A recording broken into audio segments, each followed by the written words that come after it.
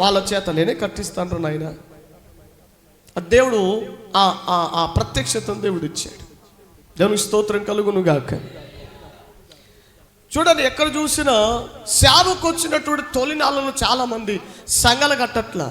కట్టేది ఏమిటంటే ముందు మందిరాలు కడుతున్నారు, ఆ తర్వాత సంఘం కడుతున్నారు లేదు తర్వాత విషయం. ముందు మందిరాల మీద ఫోకస్ ఉంటుంది, తర్వాత సంఘాలు కడుతున్నారు. హల్లెలూయా. ప్రియులారా, జాగ్రత్తగా ఆలకించండి. సంఘాలు కట్టండి నాయన, మీరు సంఘాలు కట్టండి. పౌలు గారు చూడండి, ఎక్కడ కూడా వారు మందిరాలు కట్టినట్టుగా మనం చూడలేదు. పాత నిబంధనలు మందిరాలు కట్టినట్టుగా మనం చూసాం. కానీ ఏమండి, కొత్త నిబంధన గ్రంథంలో ఒక్క కొత్త మందిరమనే కట్టినట్టుగా బైబిల్లో కొత్త నిబంధనలో ఎక్కడ కూడా మనం చూడం. ఆ రోజుల్లో ఏమండి, ఇండ్లే మందిరాలుగా మారాయి, సినగోగులే మందిరాలుగా, సమాజ మందిరాలే సంఘాలుగా వారు స్థిరపరచుకున్నారు. వర్షములో తడుచుకుంటూ ఆరాధించారు. ప్రియులారా, నేటి దినములలో ఎందుకని మందిరాలు, ఇన్ని వేల మందిరాలు, ఇన్ని లక్షల కోట్ల మందిరాలు ఎందుకయ్యాయంటే ఆనాటి అపోస్తలుల ఏమంటే కష్ట ఫలితమే ఈ రోజున. ఆ రోజు సంఘం కట్టారు, ఈ రోజున మందిరాలు ఆయా చోట్ల కట్టబడతా ఉన్నాయి. స్తోత్రం చెప్పండి ఒకసారి. అందుకే చూడండి, ఈ రోజులలో మందిరాలు ఎక్కడ పడితే అక్కడ విరివిగా కట్టబడుతున్నాయి. కారణం ఏంటంటే మందిరాలు కట్టే విషయంలో దేవుని హస్తం కూడా ఉంటుంది. ఒకప్పుడు సంఘం దేవుడు కట్టాడు, సంఘాన్ని దేవుడు స్థిరపరిచారు. ఇప్పుడు దేవుడు మందిరాలు కట్టిస్తూ ఉన్నాడు. దేవునికి మహిమ కలుగును గాక. జాగ్రత్తగా ఆలకించండి ప్రియులారా. ఇలా చాలా విషయాలు యేసుక్రీస్తు ప్రభుల వారి శిష్యులకు అన్ని చెప్పి పరలోకమునకట ఒక మేఘం వచ్చింది. ఒక మేఘం వచ్చి యేసు ప్రభు నమాంతముగా పరలోకానికి తీసుకుని వెళ్ళిపోయింది. ఇక కనబడలా. శిష్యులందరూ కూడా తల ఎత్తి చూస్తున్నారట. అయ్యో, ఏమైపోయాడినా? అంత దూరం వరకు కనబడ్డాడే, ఇక తర్వాత ఏమైపోయాడబ్బా అని ఆకాశం వైపు తేరి చూస్తుంటే ఇలాగ ఇద్దరు దేవదూతలు వారితో నిలుచుండి కేక వేసి చెబుతున్నారు, ఇదిగో గలిలయ మనుష్యులారా, ఏముందని చూస్తున్నారు పైన? ఎంతసేపు ఆ చూసుకుంటూ కూర్చుంటే ఏం పనులు జరగవు. ఆయన పరలోకానికి ఆరోహణం అయిపోయాడు. ఆయన వచ్చిన పని అయిపోయింది. ఆయన వచ్చి చేయవలసినటువంటి కార్యాన్ని చేసి ముగించుకొని ఆయన వెళ్ళిపోయాడు. ఏ రీతిగా వెళ్ళాడో మరలా అదే రీతిగా ఈ భూమి మీదకి ఒకానొక రోజున ఆయన తిరిగి రాబోతూ ఉన్నాడు. నేను స్తోత్రం చెప్పండి ఒకసారి. హల్లెలూయా. గలిలయ మనుషులారా, ఈ మాట చెవిన పెట్టుకోండి. ఆకాశం వైపు ఇక తేరి చూడటం మానివేయండి, ఇక వెతకటం మానివేయండి. కన్నులు కింద చూడండి, ఇక పని ప్రారంభించండి, పని నెరవేర్చండి. ఏమిటి? ఆయన మీకు ఏ కార్యాలు చెప్పాడో వాటిని ఇక పని ప్రారంభించండి. అయితే ఒక ధైర్యం ఏంటో తెలుసా? మీకు ఒక ఆదరణ ఏంటో తెలుసా? ఆయన ఏ రీతిగా వెళ్ళాడో, ఏ మేఘవాహనం ఎక్కి వెళ్ళిపోయాడో అదే మేఘారూఢుడై మరలా ఒక దినమున మీ యొద్దకు రాబోతూ ఉన్నాడు. దేవుని స్తోత్రం కలుగును గాక. నమ్ముతున్నామా? Do you believe this? ఈ వచనాన్ని మీరు నమ్ముతున్నారా? ఈ లేఖనాన్ని మీరు నమ్ముతున్నారా? ఈ వాక్యాన్ని మీరు నమ్ముతున్నారా? ప్రియులారా, మన విశ్వాస పునాది ఏమిటో తెలుసా? ఒకటి, పాప క్షమాపణ నిమిత్తమై యేసుక్రీస్తు శిలువ యాగం పొందాడు. ఆయన మన కొరకే మరణించాడు, తిరిగి లేచాడు. నాలుగవదిగా మన విశ్వాస పునాది ఏమిటంటే మరలా ఒక దినమున తిరిగి రాబోతున్నాడు అనున్నదియే మన విశ్వాసపు పునాది. అది మన నిరీక్షణ. హల్లెలూయా. దశలోనికులకు రాసినటువంటి మొదటి పత్రికలో ఒక సంఘము ఏ విధంగా విశ్వాసముతో దేవుని వైపు తిరిగిందో, దేవుని వైపు తిరిగి ఏ విధంగా వారు రక్షణ పొందారో ఆ అనుభవాలు వచ్చినాను ఒకసారి చూద్దాం. దశలోనికులకు రాసిన మొదటి పత్రిక 1వ అధ్యాయం 10వ వచనాన్ని చదవండి.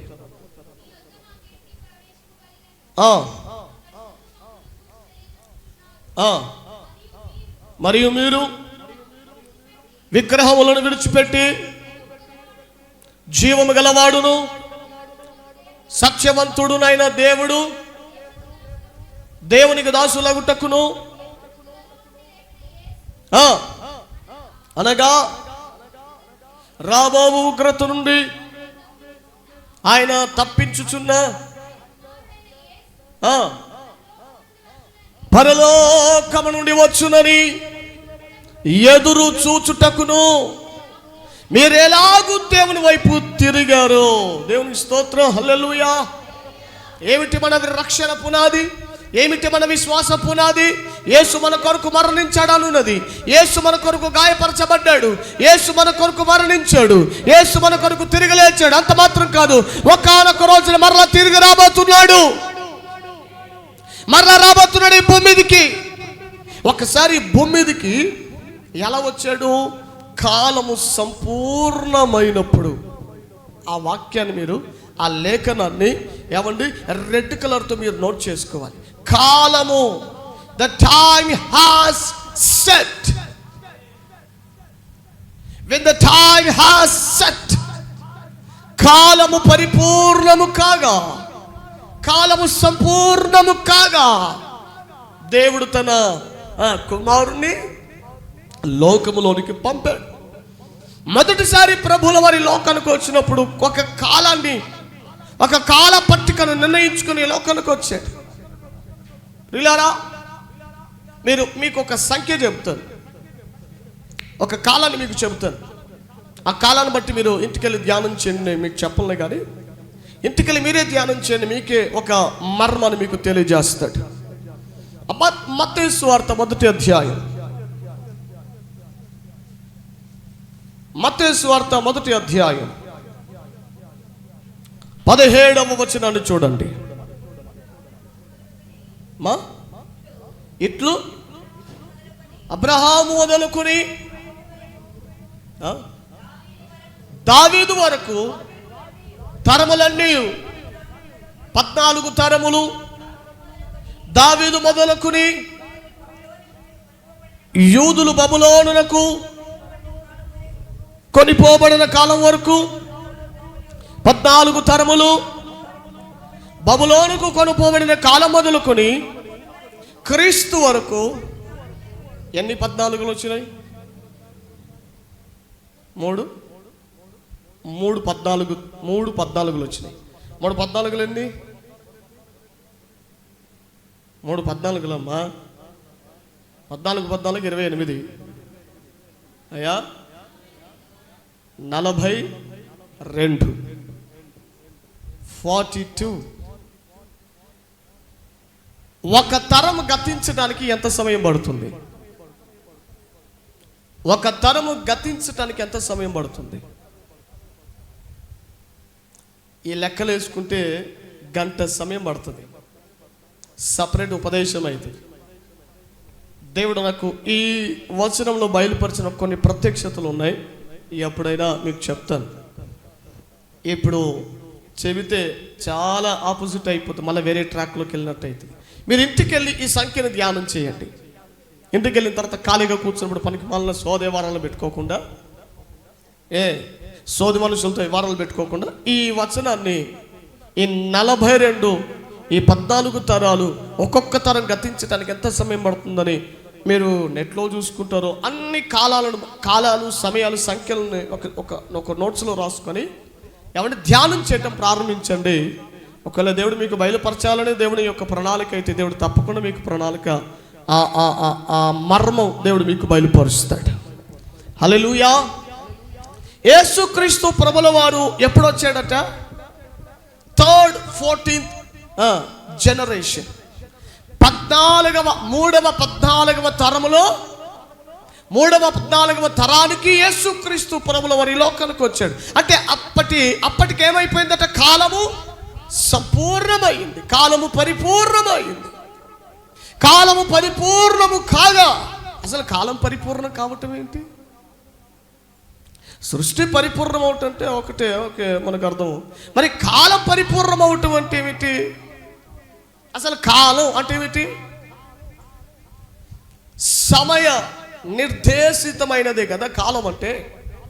సమయానికి సంబంధించినది కదా కాలం. కానీ సూర్యుడు ఉదయించి అస్తమించిపోయినప్పుడు కాలం. కానీ దేవుని కాలాలు వేరు, దేవుని కాలములు వేరు, దేవుని సమయాలు వేరు. సూర్యుడు ఏమండి ఉదయించినప్పుడే, లేదా సూర్యుని దేవుడు కలగజేసినప్పుడు ఏమండి అక్కడి నుంచి వేర్పడిన కాలం వేరు. కానీ సూర్యుడిని, చంద్రుని, నక్షత్రాలు దేవుడు కలిగించక మునుపే, దేవుడు ఆకాశమును భూమిని కలిగించిన తర్వాత ఏమండి అస్తమయమును ఉదయమును కలుగగా ఒక దినమాయను అనేటువంటి సృష్టి ప్రారంభపు యొక్క విషయాలను మనం ఆదికాండ మొదటి అధ్యాయములో మనం చూస్తాం. ఉదయం రాత్రి కాదు, అసలు రాత్రి అనేది లేదు అక్కడ. కానీ ఒక దినం అయిందట. ఎలా? అస్తమయము ఉదయం. అస్తమయం అంటే ఏంటిది? Evening time. అంటే రాత్రి లేదు అక్కడ. ఏమంటే సూర్యుడు ఇంకా లేడు, చంద్రుడు ఇంకా దేవుడు ఇంకా సృష్టించలేదు, నక్షత్రాలు ఇంకా లేవు. కానీ ఒక దినం అయ్యిందట. ఆ ఒక్క దినం అవ్వటానికి కొన్ని లక్షల కోట్ల సంవత్సరాలకు పట్టింది. దేవుని సమయం వేరు, దేవుని కాలం వేరు ప్రియులారా. కాబట్టి ప్రియులారా, యేసుక్రీస్తు ప్రభుల వారి ఈ లోకంలోనికి మొదటిసారిగా వచ్చినప్పుడు ఏమంటే అర్ధాంతరంగా రాలేదు. ఒక కాలాన్ని నిర్ణయించుకున్నాడు, ఒక సమయాన్ని నిర్ణయించుకున్నాడు. పరిశుద్ధ గ్రంథంలో కూడా మీకు ధ్యానం కొరకు చెబుతున్న కొన్ని విషయాలు. పరిశుద్ధ గ్రంథంలో కూడా దేవుడు కొంతమంది పుట్టుకను గురించి దేవుడు చెప్పాడు. కొంతమంది ప్రత్యేకమైనటువంటి జననముడు గురించి ప్రభు తెలియజేశాడు. మనకు ఉదాహరణకి బైబిల్లో మనకు యోషియా అనబడిన ఒక రాజు మనకు కనబడతాడు. ఎవరు? అందరూ అనండి, ఏ పేరు? షియలు కాదు, అబ్రహాం షియలు, మ్యాక్ షియలు, కోడి షియలు కాదు. యోషియా. ఈ యోషియా అనబడినటువంటి రాజు గురించి అతడు పుట్టక ముందే కొన్ని సంవత్సరాలకు ముందే అతని పుట్టుకను గురించి రాయబడింది. దేవుడు తెలియజేశాడు, యోషియా అనబడిన ఒక రాజు పుడతాడు అని. ఒక దైవజనుడు యెరోబాము కట్టిన బలిపీఠం మీద నిలబడి ప్రవచనాత్మకంగా మాట పలికిన మాట మనము చూస్తాం. ఇక్కడ రాజుల మొదటి గ్రంథం 13వ అధ్యాయములో ఆ సంగతులన్నీ మనం చూడగలుగుతాం. చదవదులేండి, ఇంటికి వెళ్ళిన తర్వాత ధ్యానం చేయండి. ఆ తర్వాత ఆ రాజు పుట్టడానికి ఎంతకాలం పట్టింది? సుమారుగా చాలా సమయం పట్టింది. ఎప్పుడో మొదటి రాజుల గ్రంథం 13వ అధ్యాయములో ఆ యోషియా రాజు గురించి ప్రకటిస్తే, ప్రవచనాత్మకంగా తెలియజేస్తే, ఇంకా పుట్టక ముందే ఏమండి అతడు ఎప్పుడు పుట్టాడు? ఎప్పుడో రాజుల 2వ గ్రంథము 21, 22వ అధ్యాయంలో పుట్టాడు. అంటే చాలా సమయం పట్టింది, చాలా కాలం పట్టింది. అతడు ఏ సమయానికి పుట్టాలో, ఏ సమయానికి జన్మించాలో ఎవడి యొక్క సమయ పట్టిక దేవుడు ఒకటి నిర్ణయించాడు. అలాగే ఒక ప్రత్యేకమైనటువంటి దేవుడి పని జరిగించడానికి ఆయా భక్తులను ఆయా కాలములలో ఈ లోకములోనికి పంపించడానికి మనుషుల విషయంలోనే, తన భక్తుల విషయంలోనే ఇంత ప్రిపేర్డ్గా ఇంత ఆలోచన కలిగిన దేవుడు మరి తన మొదటి రాకడకై ఎంత ప్రీ ప్లాన్గా చేసుకుని ఉంటాడు, ఎంత సమయం పెట్టుకుని ఉన్నాడు. Same as the way, same అదే విధంగా, అదే ప్రకారముగానే, అదే రీతిగానే మొదట ఏ రీతిగా ఈ లోకమునకు ప్రభు వచ్చారో మరల అదే రీతిగా, అదే కాల పట్టికతో, అదే సమయాన్ని బట్టి దేవుడు మరల రెండవసారి ఈ భూమి మీదకి ఆయన రాబోతూ ఉన్నాడు. నమ్మిన వారు గట్టిగా స్తోత్రం చెల్లిద్దామా? ఎంతమంది ప్రభు ఆయన ఇప్పుడు వస్తే మేము ఎత్తబడదాం, ఆయనతో వెళ్ళిపోదామని ఎంతమంది ఆశతో ఉన్నారు? నిశ్చయమేనా? ఆయనతో వెళ్ళిపోవడానికి రెడీగా ఉన్నారా? మరి మీ ఉద్యోగాలు, మీ భూములు, మీ స్థలాలు, మీ పని బాటలు, మీ కూలి, రేపు ఒక ఆయన జీతం ఇస్తాను, మనం ఏం చేస్తాం? ఆ జీతం రేపు జీతం ఇస్తానన్నారండి. మరి ఈరోజు ప్రభు రాకుడొస్తే ఎత్తిపడితే రేపు జీతం ఏం కావాలి? మీ శాలరీలు ఏం కావాలి? రేపే రిజిస్ట్రేషన్ చేసుకోవాలని అంటాడు, రేపు సోమవారం రాను రిజిస్ట్రేషన్ చేసుకోమని అంటాడు. మరి ఏం కానీ ఆ స్థలాలు, పొలాలు, ఇల్లు, ఆ రిజిస్ట్రేషన్స్ అని ఏం కావాలి? అవేవి మాకొద్దండి. ప్రభు వచ్చి మమ్మల్ని తీసుకుని వెళతాడంటే ఏమండి భూములనైనా వదిలేసుకుంటాం, స్థలాలైనా వదిలేసుకుంటాం, డబ్బైనా వదిలేసుకుంటాం, ధనమైన వదిలేసుకుంటాం. మా గమ్యం ఒకటే, మా మనస్సు నిశ్చయత ఒకటే, మా గురి ఒకటే. ఆయన వచ్చినప్పుడు మేము ఆయనతో కలిసి వెళ్ళిపోవాలి. హల్లెలూయా. ప్రతి క్రైస్తవుడు ప్రభువును నమ్ముకొని ఎవరి బాప్తిజం తీసుకొని రక్షణ పొందినటువంటి ప్రతి వాడు ప్రతి దినము జ్ఞాపకం చేసుకోవాల్సిన సంగతి, ప్రతి నిత్యము ఎవరి తలపోసుకోవాల్సినటువంటి సంగతి, ఆకాశం వైపు చూచుచున్న ప్రతిసారి ప్రభువా ఒక రోజు నువ్వు రాబోతున్నావన్న సంగతి నేను నమ్ముతున్నాను నాయన. ఎప్పుడొస్తావు ప్రభువా నీవు అనే నిరీక్షణ ప్రతి దినం ప్రతిరోజు మనకు ఉండాలి. హల్లెలూయా. మొదటిసారి వస్తానని చెప్పిన దేవుడు మరలా రెండవసారి రాక మానట, మరలా రెండవ మారు రాబోతున్నాడు. సరే, ఎంతకి దేనికోసం వస్తున్నాడు ఆయన? ఎందుకోసం వస్తున్నాడు? ఒక విశ్వాస ప్రార్థన చేస్తుంది, ప్రభువా రెండు రాకుడులు ఎప్పుడొస్తావు ప్రభువా, నువ్వు వస్తే బిర్యానీ వండి పెడతామని చూస్తున్నాడు ప్రభువా, తొందరగా రా ప్రభు అని ప్రార్థన చేస్తాం. పిచ్చి తల్లి. ఆయన వస్తేనట ఏమో బిర్యానీ వండి పెట్టి కూర్చోబెడతామని చూస్తుందట. ఇంకొక ఆయన తెలిసి చేస్తారో తెలియక చేస్తారో ఈ భక్తి మంది అంటే తెలియదు కానీ పిచ్చి భక్తి అంతా. ఇంకొక ఆయన ప్రార్థన చేస్తారు, ప్రభువా 10 లక్షలు పెట్టి టోకెన్ ఇచ్చాను ప్రభువా, అక్కడ 10 సెంట్లు కొన్నాను ప్రభువా, అడ్వాన్స్ బుకింగ్ అయిపోయింది ప్రభువా, ఒకళ్ళు ఇప్పుడే నువ్వు వస్తే ఏంటి పరిస్థితి? ఇప్పుడే వస్తే ఏంటి పరిస్థితి? నా రిజిస్ట్రేషన్ అయితే ఏం కావు ప్రభువా కొంచెం ఆలస్యం చేసుకుంటా ప్రభువా, కొంచెం చూసుకుని రా ప్రభువా, నా పరిస్థితి నీకు తెలుసే కదా నాయన, బలహీనులం కదా ప్రభువా అని ప్రార్థన చేస్తున్నాడు. ఈ పిచ్చి మానవులందరూ ఏమేమి ప్రార్థన చేస్తారో ఏటిది అర్థం కావట్లేదు. ప్రియులారా, ఈ పూట ఏమంటే మన ధ్యాన అంశాన్ని స్థిరపరచుకుందాం. అసలు దేవుడు ఎందుకని రెండవ మారు ఈ లోకానికి రాబోతున్నాడు? రెండవసారి ఎందుకని భూమి మీద అడుగు పెట్టబోతున్నాడు? మేఘారూఢుడై వెళ్ళిన దేవుడు మరలా రెండవసారి ఎందుకని ఈ లోకానికి రాబోతున్నాడు? లోకమంతా సూచనలు తెలియజేస్తున్నాయి. ఏమంటే మొన్నటికి మొన్నే యెరూషలేములో కొంతమంది యూదులలో పెద్దలట ఒక పెయ్యను తీసుకెళ్ళి బలి అర్పించారన్న వార్త ఈ వారంలో చూసారా? ట్రయల్ అంటే, కానీ అఫీషియల్ విషయం ఏంటంటే అది సరి అయినటువంటి బలి కాదని మళ్ళీ మిస్టేక్ అయ్యింది. ఇది మేము బలి అర్పించే విషయంలో కొంచెం మిస్టేక్ జరిగింది, ఇది ఇది సరైన బలి కాదు, ఇది కాదని మళ్ళీ అఫీషియల్గా డిక్లేర్ చేశారంటే. మన మంది ఉన్నారు కదా కొంతమంది క్రైస్తవులు, ప్రత్యానికి షేర్ చేసి వాళ్ళ పోస్టులు పెట్టుకొని అమ్మో బలి జరిగిపోయింది, అంత్యక్రీస్తు వచ్చేస్తాడేమో, అంత్యక్రీస్తు అబద్ధపు క్రీస్తు వచ్చేస్తాడేమో అని. ఏమండి షుగరోళ్ళు ఎక్కువైపోతున్నారు, షుగర్ క్రైస్తవులు ఎక్కువైపోతున్నారు. ఎవడెవడి ప్రయత్నం వాడు ఒకడికి యూట్యూబ్లో భయంకరంగా మంచి వ్యూస్ రావాలని, ట్రెండింగ్లో ఉండాలి, ట్రెండింగ్లో నా వీడియో ఉండాలని, దిగో బలి జరిగిపోయింది ఇంకేం లేదు, రేపు మా అబద్ధపు క్రీస్తు వచ్చేస్తున్నా ఈజీగా వచ్చేస్తాడు. మళ్ళీ రావటానికి ఎన్ని సన్నాహాలు జరగాలి, అసలు ప్రాసెసింగ్ ఉంది కదా.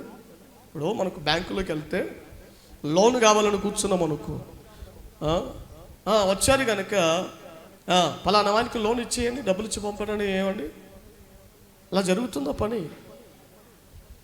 దెర్ ఈజ్ ఎ ప్రాసెసింగ్ ఉంటుంది, ప్రాసెసింగ్ ఛార్జెస్ అని. ఏమండి దాని తలకాయ దాని తోక ఉదయం కూర్చోబెట్టి మధ్యాహ్నం వరకు పిండి అప్పుడెప్పుడో సాయంకాలానికి ఆ లింగు మన 1,00,000, 2 లక్షలు, 3 లక్షలు, 4 లక్షలు అప్పుడు లోన్ ఇస్తాడు బ్యాంకు. ఎన్ని తతంగాలు పెడతాడో, ఎన్నిటి మీద సంతకాలు చేయమంటాడో. అలాగే అబద్ధపు క్రీస్తు రాకడ, వాని రాకడ కూడా ఉంది. అయితే యేసు ప్రభు రాకడ ఎప్పుడు జరుగుతుందంటే ఏమండి ఎందుకనేది ఈరోజు మన ధ్యానం. అయితే ఎప్పుడు ఆయన రాకడ ఖచ్చితంగా ఉంటుందంటే ఆయన రాకడకు ముందు, ఆయన రావటానికంటే ముందు ఎవరు రావాలి? ఈ అబద్ధపు క్రీస్తు అనబడిన వాడు రావాలి. ముందు వాడు రావాలి. వాడి ప్రభుత్వం, వాడి మతం, వాడి కరెన్సీ రావాలి. మీరు మొన్నటి చదువుకున్న వాళ్ళు కాస్త కరెంట్ అఫైర్స్ మీద కాస్త జ్ఞానం కలిగిన వారైతే మీకు ఐడియా ఉండొచ్చు. మొన్న బ్రిక్స్ దేశాలు, అంటే ఆ బ్రిక్స్లో మన దేశం కూడా ఒకటి. బ్రిక్స్ అంటే దాని ఫుల్ ఫామ్ BRICS. బ్రిక్స్ అంటే 5 దేశాలు, 4-5 దేశాల కలయిక. దీనికి ప్రాతినిధ్యం వహించేది అమెరికా దేశం. ఎంత చెబితే కొంతమందికి అర్థం కావచ్చు, కాకపోతే తప్పదు, ఇప్పుడు సందేశం అలాంటిది కాబట్టి. బ్రిటన్, రష్యా, మన భారతదేశం, తర్వాత చైనా, ఆ తర్వాత సౌత్ కొరియా. బాగా వినండి, ఈ 5 దేశాలు ఈ మధ్య అమెరికా ప్రభుత్వానికి ఒక విషయంలో వ్యతిరేకమయ్యాయి. ఏంటంటే ఇప్పటి వరకు ప్రపంచమంతటిని శాసిస్తుంది అమెరికా డాలర్ను బట్టే ప్రపంచమంతా కరెన్సీ వేరు చేయబడతా ఉంటుంది. రేపటి దినాన డాలర్కి అది పడిపోవటము, అది ఏదైనా జరిగితే మనకు ఆల్టర్నేటివ్గా ఇంకో కరెన్సీ అనేది ఉండాలి కదా. ఇది ఈ దేశాలు, మన భారతదేశం మిగతా దేశాలు మాట్లాడుకుంటుంటే అమెరికా వాడు వచ్చాడు, వేరే ఆల్టర్నేటివ్ ఏమి ఉండకూడదు, ఎందుకంటే వీడికి ఇంకా నష్టం జరిగింది కదా, వీడి కరెన్సీ పోతుందంటే వీడికి ఇంకా ఎక్కువ నష్టం జరిగింది. అందుకని అమెరికా వాడు చాలా స్ట్రిక్ట్గా హెచ్చరిక చేశాడు, ఏదో ఆల్టర్నేటివ్ కరెన్సీ ఏది ఉండకూడదు, నాదే ఉండాలి, డాలర్లే ఉండాలి, లేకపోతే మీకు ఎక్స్ట్రా ట్యాక్సెస్ వేస్తాను అన్నాడు. అందుకనే ఎంత చెప్పినా మన ఈ బ్రిక్స్ దేశాలు వినలేదు, మన భారతదేశం కూడా వినలేదు. వినక ఎలాగైనా సరే ఆల్టర్నేటివ్ కరెన్సీ అనేది ఒకటి మనము చేసుకోవాలి అని ప్రతిపాదన ముందు పెట్టుకొని అటు ఆ ప్రయత్నాలలో ముందుకు సాగుతుంటే ఎంత చెప్పినా నా మాట వినరా అని ఈ విషయంలో అగనెస్ట్గా ఉన్నటువంటి దేశాలకు ఈ ట్రంప్ గారు ఏం చేశాడంటే 10% ఎక్స్ట్రా 10% ట్యాక్సెస్ విధించాడు. అది మన భారతదేశం కూడా ఏది మొన్న 2 నెలల కిందట వార్త మనం విన్నాం. ఎందుకు ఊరికనే ట్యాక్స్ వేయలేదు అమెరికా వస్తువులు కూడా మనం కొన్ని మన భారతదేశానికి ఇంపోర్ట్ చేసుకుంటున్నాం, అంటే దిగుమతి చేసుకుంటున్నాం. వాడి వస్తువుల మీద మన దేశానికి 10% పన్ను వసూలు వాడు చేస్తున్నాడు. ఎందుకనంటే నా మాటను వినలేదు కదా. నా మాట వినకుండా మీరు ఏవేవో ప్రయత్నాలు చేస్తున్నారు. నా మాట వినకపోతే ఈ 10% నేను 20% చేస్తాను, 25% చేస్తాను, ఇంకా ఎక్కువగా మీకు ఇబ్బంది చేస్తానని ఇండైరెక్ట్గా చాలా వార్నింగ్లు ఇస్తున్నాడు. వీటన్నిటికీ సంకేతాలు ఏమిటంటే ప్రియులారా, అబద్ధపు క్రీస్తు అనబడిన వాడు ఒకడు రావాలి, అబద్ధపు ప్రవక్తయు క్రీస్తు విరోధి వీళ్ళందరూ రావాలి. వీరందరి రాక కొరకు ప్రపంచము ఒక వేదికగా మారబోతుందన్న హెచ్చరిక దైవ సేవకునిగా ప్రపంచమంతటికి లైవ్ వెళ్తుంది కాబట్టి ప్రపంచమంతటికి హెచ్చరికగా ఈ మాటలు జ్ఞాపకం చేస్తున్నాను. వాడి రాక జరిగినప్పుడే అప్పుడు 7 సంవత్సరాలు భయంకరమైన శ్రమలు, ఘోర నష్టాలు, అణ్వాయుధాలు, అనుభాముల ప్రభావాలు, ఆకలి బాధలు,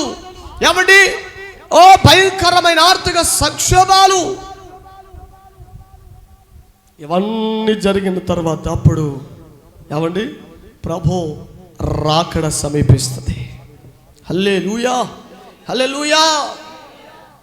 అయితే జాగ్రత్తగా వినండి ఈ మాటలు ప్రియులారా. యేసుక్రీస్తు యొక్క రాకడ దేనికోసం? ప్రధానముగా 6 విషయాలు ఉన్నాయి. నాకు బైబిల్ అంతటి మీద నాకు 6 సంగతులు కనబడ్డాయి. మీరు ధ్యానం చేస్తే మీకు కూడా ఏదైనా దేవుడు ఏమైనా చూపిస్తే నాకు చెప్పండి, ఇంకో పాయింట్ రాసుకొని పెట్టుకుంటా.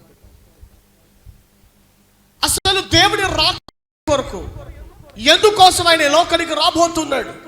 ప్రధాన ఉద్దేశం ఏమిటి? ప్రధాన కారణము ఒక 6 సంగతులు ఈ పూట మీ ముందు పెట్టడానికి నేను ఎంతగానో ఆశిస్తున్నాను. జాగ్రత్తగా ఒక్కొక్క విషయాన్ని పూట మనం తెలుసుకుందాం ప్రియులారు. తెలుసుకొని మన అనుదిన ప్రార్థనలో ఈ 6 అంశాల విషయమై మనము రోజు ప్రతినిత్యం ప్రార్థనలో మన ముందుకు సాగి ఏమంటే సిద్ధపరచుకుందాం ప్రభు రాకడ కొరకై. చూడండి, మొదటి విషయం, యేసుక్రీస్తు ఈ లోకానికి రెండవ మారు దేనికోసం రాబోతున్నాడో ఏమండి, ప్రకటన గ్రంథము 22వ అధ్యాయము 12వ వచనాన్ని మనం చూద్దాం.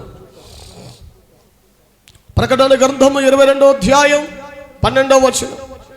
ఇదిగో త్వరగా వచ్చుచున్నాను, వాని వాని క్రియ చొప్పున ప్రతి వాని కిచ్చుటకు నేను సిద్ధపరచిన జీతము నా యుద్ధ ఉన్నది. ప్రధానమైనది,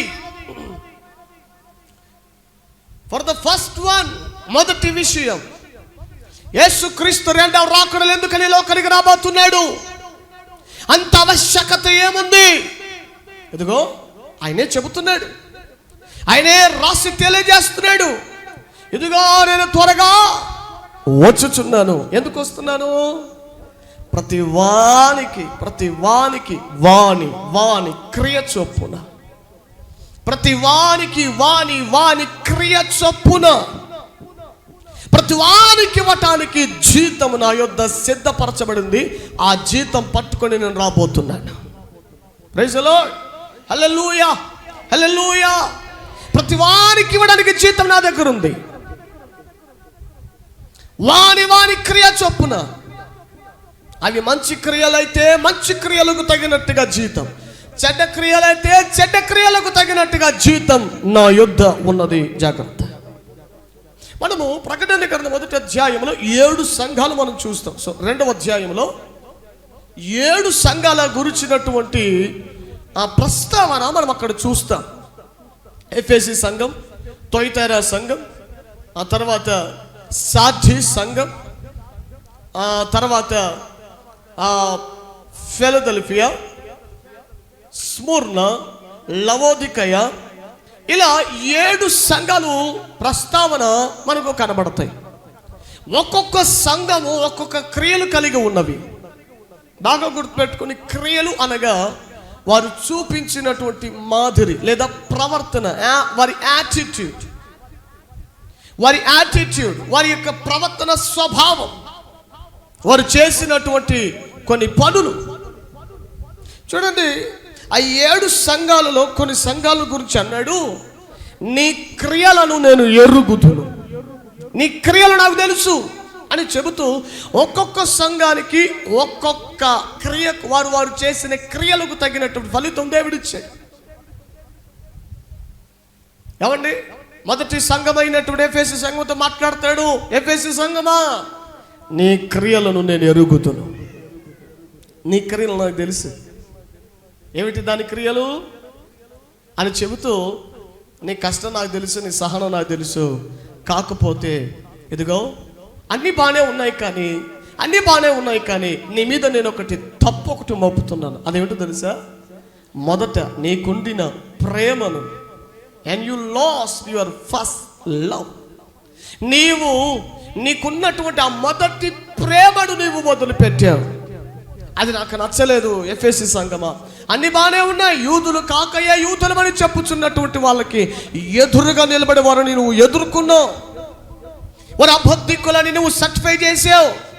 బోధ కొరకు కాపాడుకున్నావు, ఉపదేశం కాపాడుకున్నావు, ఇదిగో ప్రార్థనలో కాపాడుకున్న బాగా ఉంది. కానీ మొదట నీకుండిన ప్రేమ నువ్వు వదిలిపెట్టావు. నాకు అది నచ్చలేదు. ప్రియులారా, యెర్మీయా గ్రంథం 2వ అధ్యాయంలో అంటాడు, ఇశ్రాయేలుని ఉద్దేశించి, జనమా, యవన కాలంలో నీవు చూపిన ఆ మొదటి ప్రేమను నేను జ్ఞాపకం చేసుకుంటున్నాను అని అంటాడు. చూడనమాట, యెర్మీయా గ్రంథం 2వ అధ్యాయం కనబడితే తీసి చదవండి. 2వ అధ్యాయం 2వ వచనం నుండి చదవండి.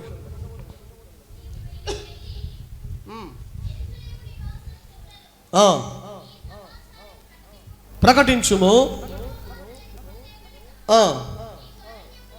నీవు అరణ్యములోను విత్తనములు వేయదగని దేశములోను నన్ను వెంబడించుచు ఏంటంటే ఒక్క నిమిషం. ఎప్పుడు వెంబడించారట ఇశ్రాయేలీలు? అనుభవాలు చూడండి, అనుభవాన్ని చూడండి.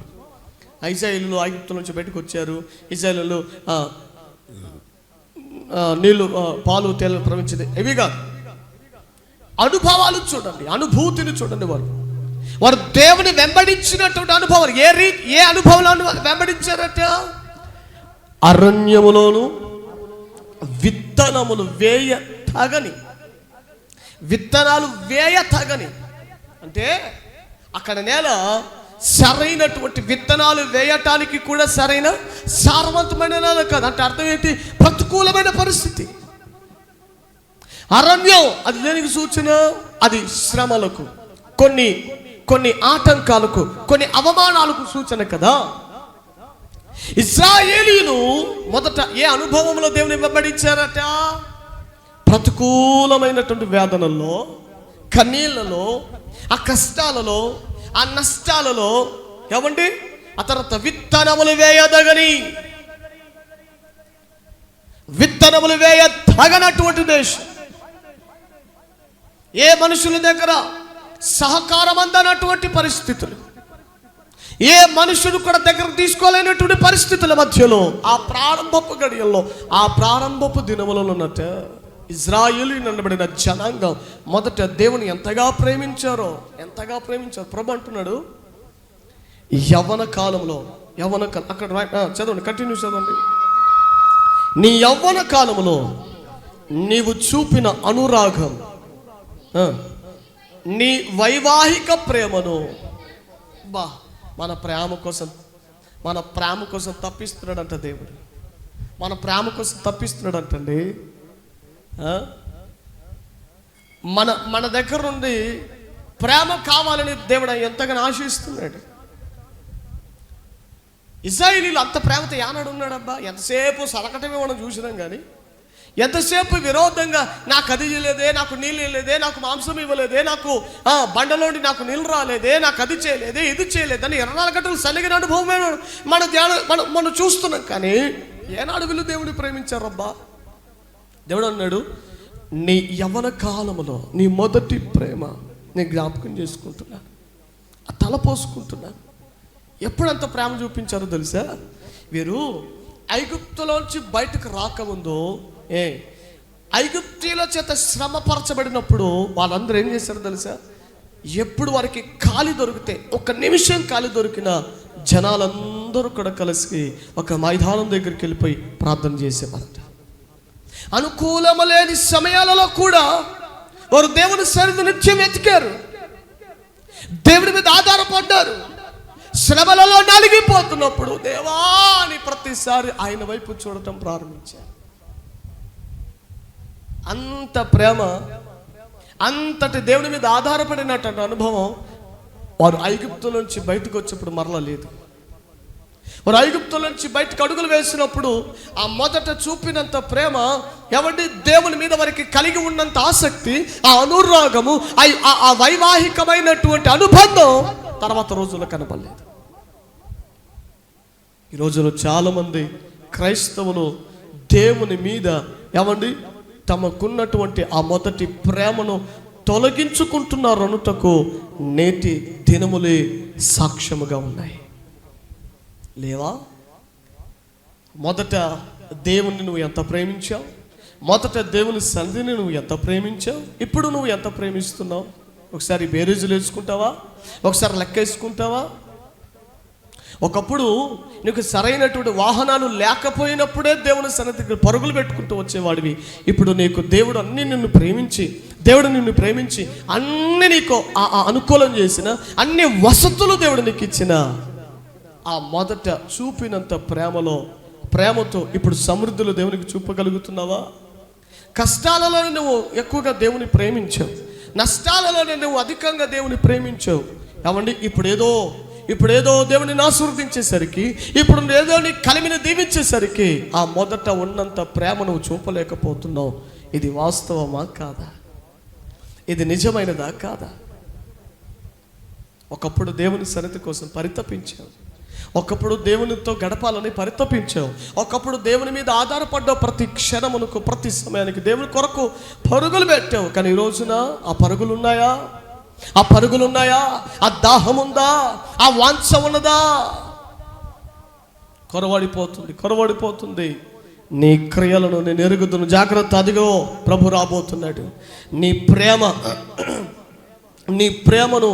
ప్రేమ విషయంలో దేవుడు లెక్క అడగటానికి, నీ క్రియలను బట్టి జీతం ఇవ్వటానికి ప్రభు ఏం చేయబోతున్నాడు అన్న సంగతి ఇప్పుడు హెచ్చరికగా సందేశాన్ని మీ ముందు పెడుతున్నాడు. ప్రియులారా, నేను త్వరగా రాబోతున్నాను, నేను త్వరగా వచ్చుచున్నాను. ఆయన రావటానికి ఇష్టపడుతున్నాడు.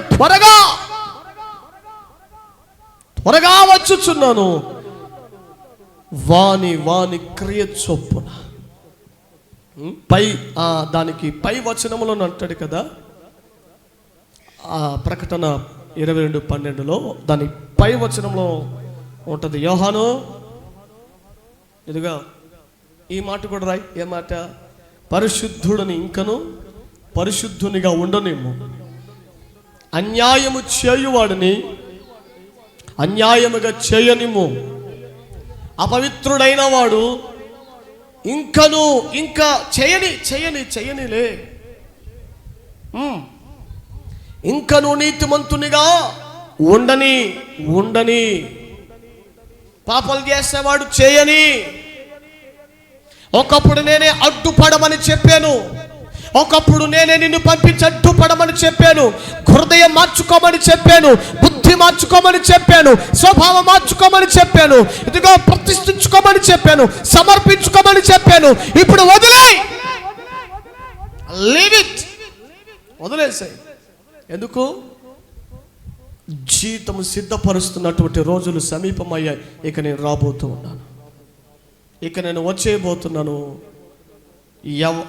ప్రతి వానికి ఇచ్చుటకు వాని క్రియ చొప్పున వాని పని ఫలితాన్ని బట్టి ప్రతి వానికి జీతం ఇవ్వటానికి నేను త్వరగా రాబోతున్నా. లాబాను లాంటోడు కాదు యేసు ప్రభు. యాకోబు కట 10 మార్లు జీతం మార్చాడట. 10 మార్లు జీతం మార్చాడు. ఒకసారి ఒకలాగా, ఇంకోసారి ఒకలాగా. ఏమండి? ఒకసారి ఎక్కువ ఇచ్చి, ఒకసారి తక్కువ ఇచ్చి, తారతమ్యతలు ఏమండి లాభాలు చూపించండి. కానీ దేవుడు అలా కాదు. నీ నీతికి నువ్వు నీతిమంతుడు అయితే, నువ్వు నీతిని చివరి వరకు ఆయన రాకడ పర్యంత వరకు, లేదా నీ పోకడ ఆయన సన్నిధిలో జరిగేంత వరకు నీవు నీ నీతిని కడ వరకు కాపాడుకుంటే నీ నీతికి తగినట్టుగా జీతం దేవుడు సిద్ధపరిచాడు. నీవు భక్తిని కాపాడుకుంటే నీ భక్తిని కూడా నీ భక్తికి తగినట్టుగా జీతం దేవుడు నీకు సిద్ధపరిచాడు. Praise the lord. ఎంత చెప్పినా వినకుండా, ఎంత చెప్పినా నీ బ్రతుకును మార్చుకోకుండా, ఇంకా నీ ఇష్టానుసారంగా ఇంకా అదే పాపాలు చేసుకుంటూ, ద్రోహ కార్యాలు చేసుకుంటూ, విధికి వ్యతిరేకమైనటువంటి పనులు చేసుకుంటూ ఇంకా కూర్చున్నావా? ఇంకా అలాగే ఉంటున్నావా? దేవుడు అంటున్నాడు, ఉండనివ్వరా అలాంటి జనాలను, ఉండని అలాంటి వారిని అలా బ్రతకని ఉండని. ప్రతి వానికి ఇచ్చుటకు జీతం నా దగ్గర ఉంది. రాబోతున్నాను. I'm coming. రాబోతున్నాను. వ్యతిరేక పనులు చేసేటోడికి వాడికి తగ్గట్టుగా ప్రతిఫలం ఇవ్వడానికి రాబోతున్నాను. నీతి కలిగిన వాడి నీతిని స్థాపించటానికి కూడా నేను రాబోతున్నాను. ప్రతి వానికి జీతం ఇవ్వటానికి ప్రభు వేంచేయబోతున్నాడట. హల్లెలూయా. రెండవది చూడండి, రెండవ కారణం. దేవుడు రెండవ రాకడలో ఎందుకని మరొకసారి రాబోతున్నాడు ఈ భూమి మీదకి? ఒకటి, ప్రతివానికి, భూమి మీద ఉన్న ప్రతి ఒక్కడికి ప్రతిఫలం ఇవ్వటానికి, అనగా జీతం ఇవ్వటానికి రాబోతున్నాడు. సెకండ్ వన్, రెండవదిగా యూదా పత్రిక ప్రకటన గ్రంథానికి ముందున్న అధ్యాయం, యూదా పత్రిక 15వ వచనాన్ని చూడండి. అయితే ప్రియులారా, అంత్యకాలమునందు తమ భక్తిహీనమైనటువంటి దురాశల చొప్పున నడుచు 14 నుండి చదువునాను ఒకసారి. ఆదాము మొదలుకొని 7వ వాడైన హనోకు కూడా అసలు వాళ్ళ గురించిన ప్రస్తావన ఏముంది? హనోకు 300 ఏళ్ళు దేవునితో నడిచాను, దేవుడు తర్వాత అతన్ని కొనిపోయాను. ఇదే మనం చూసాం కానీ అసలు ఆయన గురించి పెద్దగా ప్రస్తావన ఏముంది? ఏమండి, వాక్యం చెబుతుంది 300 ఏళ్ళు హనోకు ఏం చేశాడు? ఏం పనులు చేశాడు? 300 సంవత్సరాలు, 65 ఏళ్ళు కుటుంబానికి సమయాన్ని కేటాయిస్తే 300 సంవత్సరాలు ఎలా బ్రతికాడు, ఏం పనులు చేశాడు, ఎలా జీవించాడంటే అదిగో వాక్యం చెబుతుంది ఆదాము మొదలుకొని ఆదాము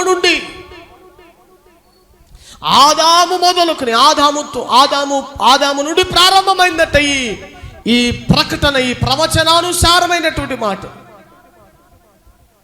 ఆదాము మొదలుకొని 7వ వాడైన హనోకు కూడా వీరిని గురించి ప్రవచించి ఏం ప్రవచించారు?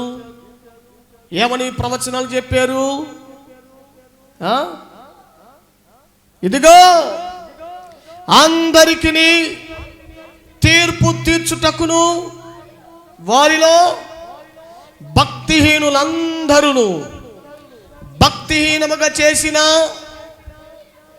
వారి భక్తిహీన క్రియలన్నిటిని గూర్చి భక్తిహీనులైన పాపులు తనకు విరోధముగా చెప్పిన కఠినమైన మాటలన్నిటిని గూర్చి వారిని ఒప్పించుటకును ప్రభువు తన వేవేల పరిశుద్ధులతో దిగి రాబోతున్నాడు. హల్లెలూయా. రెండవదిగా ఎందుకు రాబోతున్నాడట? ఒప్పింప చేయటానికి రాబోతున్నాడట. ఒప్పింప చేయటానికి. ఏం ఒప్పించాలని? భక్తిహీనులట కొంతమంది కఠినముగా ఆయనకు విరోధముగా ఏవో పలికారట, ఏవేవో పలుకుతున్నారట. అన్నాడు హిజ్కియా మీదకి అష్షూరు సైన్యం ఒకటి దండెత్తొచ్చింది. అష్షూరు సైన్యం వచ్చింది విరోధముగా. అష్షూరు సైన్యానికి రాజు సన్హెరీబు. ఈ సన్హెరీబు గారి దగ్గర ఇంకొకడు ఉన్నాడు, వాడి పేరు రబ్షాకే. చెప్పండి ఏమిటి? రబ్షాకే. వీడు దేవునికి విరోధంగా ఎన్ని దూషణ మాటలు పలికాడో తెలుసా? ఇజ్రాయెల్ రాజులతో, ఇజ్రాయెల్ ప్రజలతో, ఎవడి హిజ్కియాతో విరోధముగా, దేవునికి విరోధంగా ఏమని పలికాడో తెలుసా? మేము కలిగి ఉన్నట్టు దేవతలు ఎంత శక్తివంతమైనవో తెలుసా? ఎంత గొప్పవో తెలుసా? మేము ఎక్కడికి వెళ్ళినా మేమే జయించాం, ఎక్కడికి వెళ్ళినా మేమే విజయాన్ని పొందాం. ఇప్పుడు అన్నిటిని కూడా జయించుకుని ఇప్పుడు మీ దగ్గరకు వచ్చాం. ఇచ్చికేవో తెగ చెబుతున్నాడు. చదువు. జీవము కలిగిన దేవుని దూషించుటకై అష్షూరు రాజైన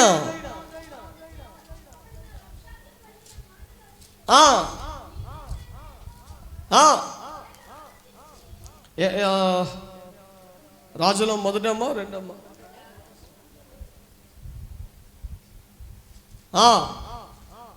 ఎన్నో అధ్యాయం? 19వ అధ్యాయము దినవృత్తాంతంలో రాజులమ్మ 2వ రాజులు 19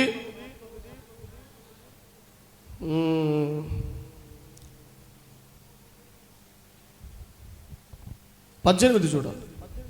19 కదా, 18 ఇక్కడ అంటే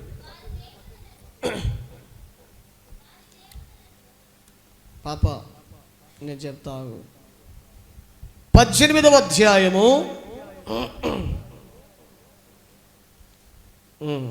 19 చదవండి.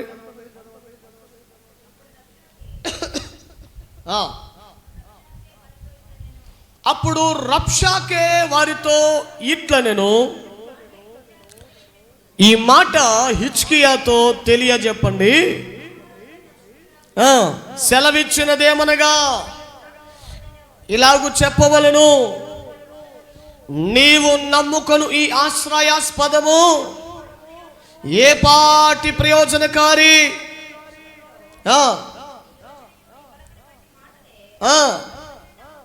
22 కూడా చదవండి అమ్మా. 22 మా దేవుడని యెహోవాను మేము నమ్ముకొనిచున్నామని మీరు నాతో చెప్పేదరేమో.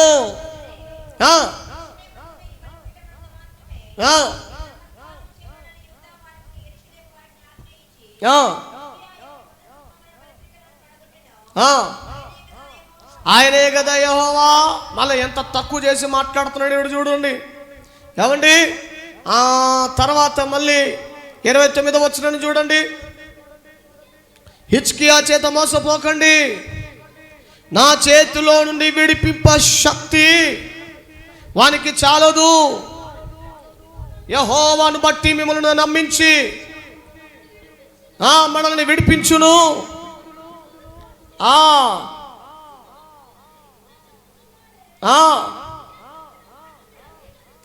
మీరు అంగీకరింపవద్దు. ఆడేం చెప్తున్నాడు చూడు, ఏం చెప్తున్నాడు వాడు. సాతన్ గారు చెప్పే విషయాలు నీవే. ఒరే మీ పాస్టర్ గారు ఏం చెప్తున్నాడు నమ్మక అవన్నీ ఆయన అంతేలే. ఆయనకి పొద్దుపోతు ఆయనకి వేరే పనే ఉంది. ఆయన ఊరికి చెప్తానే ఉంటారులే. విశ్వాసంతో ఉండు, ప్రార్థన చేసుకో, దేవుని మీద ఆధారపడు, లోక వైపు చూడకు, లోకాశ వైపు చూడమాక అని అట్లనే చెప్తుంటాడు. కానీ సాతన్ గారు ఏం చేస్తాడు, వాడు అంటాడు హిజ్కియా చేత మోసపోకండి, సేవకుని చేత మీరు మోసపోకండి, మీ పాస్టర్ గారి మాటని వినకండి, నీ దైవజనుడి మాటకు నువ్వు వినొద్దు, మోసపోతున్నారు మీరు. అతను నిన్ను మోసగిస్తున్నాడు. దేవుడు ఎంత శక్తిమంతుడని చెబుతున్నాడే. మీరు నమ్ముకున్న దేవుడు ఏ పార్టీ ప్రయోజనకారి. ఎంత విరోధమైన మాటలు పలుకుతున్నారు చూడండి, ఎన్ని విరోధమైన సాక్ష్యాలు చెబుతున్నారు చూడండి. పాపం ఈ విషయాలన్నీ విని హిజ్కియా దేవుని మందిరంలోకి వెళ్ళిపోయి వండి కొంతమంది ఎలియాకీము వండి వీళ్ళందరిని లేఖికులను పెద్దలకి అని చెప్పి యెషయా గారికి విషయం చెప్పండి, ప్రవక్త గారికి విషయం చెప్పండి అని చెప్తే ఏమండి హిజ్కియాయు యెషయా గారు ఇద్దరు కలిసి ప్రార్థన చేస్తే ప్రియులారా యెషయాతో దేవుడు మాట్లాడుతున్నాడట. యెషయాతో దేవుడు ఏమండి ప్రవచనాత్మకంగా హిజ్కియాను ధైర్యపరుస్తూ హిజ్కియాను బలపరుస్తూ దేవుడు మాట్లాడుతున్నాడు. ఇదిగో ఆషూరు రాజు పలికినటువంటి నాకు విరోధముగా పలికిన ఆ దూషణ సంబంధమైన మాటలన్నీ నేను విని ఉన్నాను. ఆ మాటలన్నీ నాకు వినబడ్డాయి. వాడు పలికిన మాటలు, వాడు వేసిన రంకెళ్ళ శబ్దాలన్నీ కూడా నాకు వినబడుతున్నాయి. హిజ్కియా ఈ విషయంలో ఇదిగో హిజ్కియా చేసిన ప్రార్థన నేను విన్నాను, అంగీకరించాను. ఇదిగో నేనేం చేయబోతున్నాను తెలుసు అని చెప్పి అవండి ఆ రాత్రి దేవుడు ఒక దూతను పంపించి ఏమండి ఇశ్రాయేలు అందరూ హిజ్కియాతో సహా అందరూ పడుకొని ఉంటే ఏమంటే శత్రు సైన్యముగా ముట్టడి వేసి నిలబడి ఉంది. రేపటి ఉదయానికి ఏం జరుగుతుందో తెలియని పరిస్థితి. అలాంటి పరిస్థితుల మధ్య ఆ రాత్రట దేవుడు తన దూతను పంపించి ఏమండి 185,000 మందిని సమూలముగా నరశవములై నేలను పడిపోయారట. స్తోత్రం చెప్పండి గట్టిగా. హల్లెలూయా, హల్లెలూయా. అదే సేమ్ సీన్ మరలా రిపీట్ అవుతుంది. ఒక రోజున ముందు జరిగినదే మరలా జరుగుతుంది. ఒకసారి ఆదాము మొదలుకొని 7వ హనోకు కూడా ఏమని ప్రకటించాడట, వేవేల పరిశుద్ధులతో ఆయన మరలా రాబోతున్నాడు. ఎందుకని భక్తిహీనులు తనకు విరోధముగా కఠినమైనటువంటి మాటలు మాట్లాడారు చూసారా. వారి మాటలకు తగ్గట్టుగా తీర్పు విధించటానికి, తీర్పు చేయటానికి, వారిని ఒప్పింప చేయటానికి నేను రాబోతూ ఉన్నాను. చూస్తారు ఒక రోజున దే విల్ సీ. మనం గొప్ప శక్తివంతుడా మనం ప్రకటిస్తుంటుంటే ఏమండి శత్రు సైన్యాలు మతోన్మాదులు కొంతమంది విరోధమైనటువంటి వారు ఏమని చెబుతున్నారు, పెద్ద శక్తిమంతుడు, 3 మేకులే పీక్కోలేని వాడు, 3 మేకులే పీక్కోలేక ఆ శిలువలో కుక్క చావు చేసిన వాడు, ఆయన దేవుడురా మీకు అని విరోధముగా పలికిన మాటలన్నిటినీ దేవుడు ఒక రోజున ఒప్పింప చేయబోతున్నాడట. ఈయనే నిజమైన దేవుడు, ఈయనే సర్వలోక చక్రవర్తి అని లోకమంతా కూడా నోరు తెరచి యేసే నిజ దేవుడు అన్నాడు. ఏలియా ఎదుగో కర్మేలు పర్వతం మీద ప్రియులారా బలిపీఠం మీద అక్కడి దిగిరాగా ప్రజలందరూ కూడా ఆ 800 మంది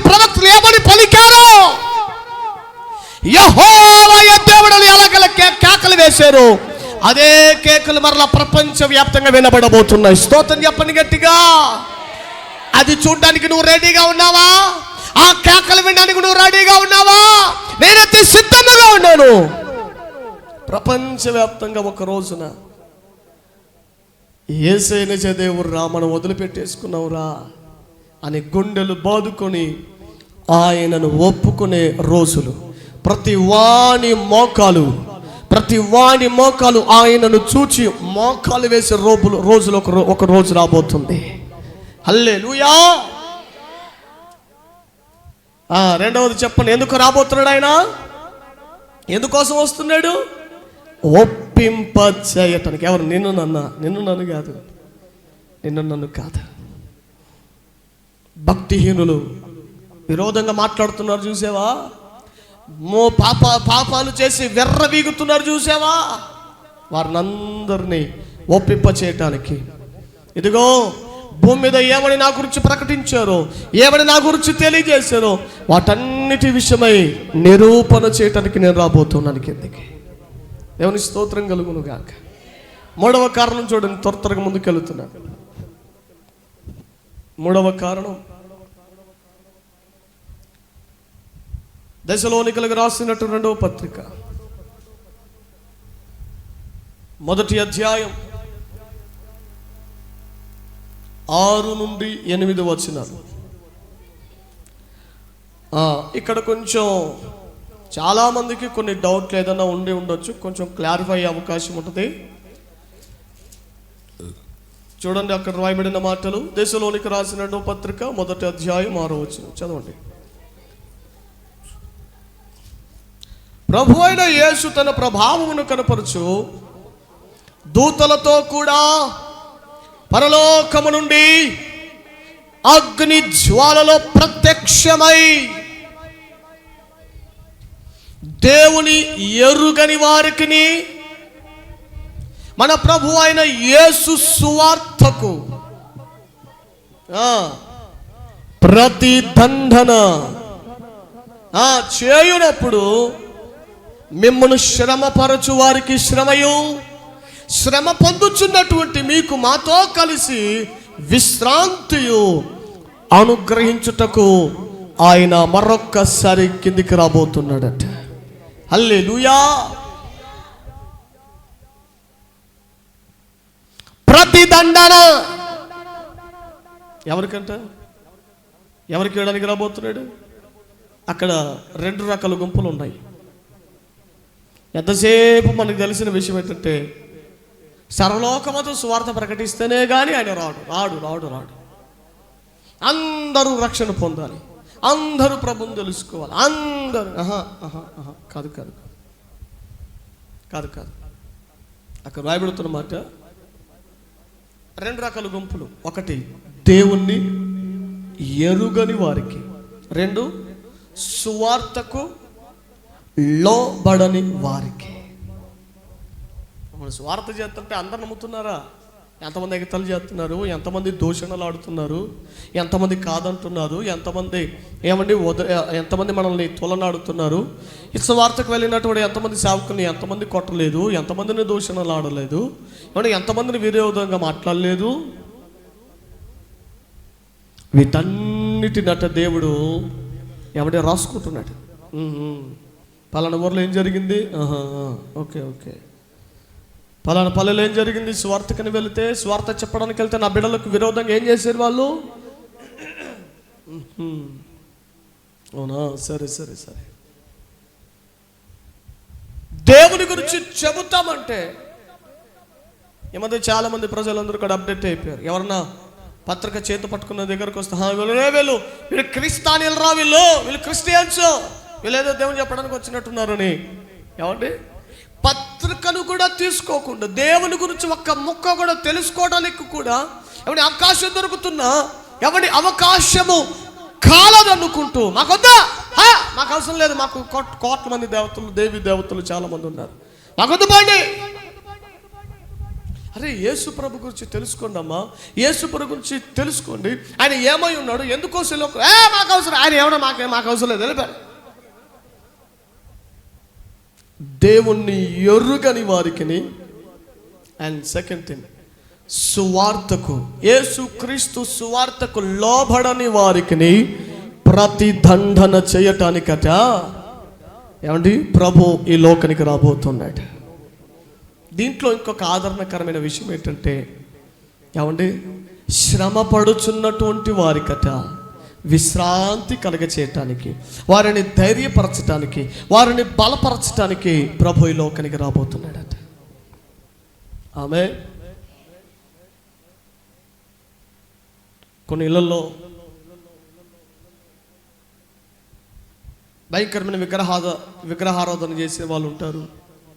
ఆ కుటుంబాలలో భార్య ఎలాగోలో టీవీలో కొంతమంది సేవకులు చెప్పే ఆ రక్షణ స్వార్థ విని ప్రభు నమ్ముకుని ఉండొచ్చు. నిదానంగా విశ్వాసంలో బలపడతా ఉంటే ఏమండి, భర్తలు విశ్వాసంలో ఎదిగించబడుతున్నా టీవీల ద్వారానో యూట్యూబ్ల ద్వారానో సువార్త తెలుసుకొని, దేవుని తెలుసుకొని, మందిరాలకు రాలేకపోయినా, సంఘాల దగ్గరికి రాకపోయినా, ఇంటి దగ్గరే భర్త లేనప్పుడు ఆయన బయటకు వెళ్ళినప్పుడు ఏమంటే యూట్యూబ్ ఆన్ చేసుకుని వాక్యం చూసుకోవటం, లేదా టీవీ ఆన్ చేసి వాక్యం వినటం, లేదా ఒకవేళ భర్త ఇంట్లో పడుకొని ఉంటే బాత్రూంలోకి వెళ్ళి ప్రార్థన చేసుకోవటం, ఇంటి బయటకు వెళ్ళిపోయి ఏమంటే దాక్కొని ఏమంటే దేవుని సందులో ప్రార్థన చేసుకోవటం, ఆరాధన చేసుకోవటం, వాక్యం వినటం, బైబిల్ చదువుకోవటం, బైబిల్ దొంగతనంగా దాచిపెట్టుకోవటం, అమ్మో చూపెడితే ఏమంటారో ఏం చేస్తారో. ఏమండి,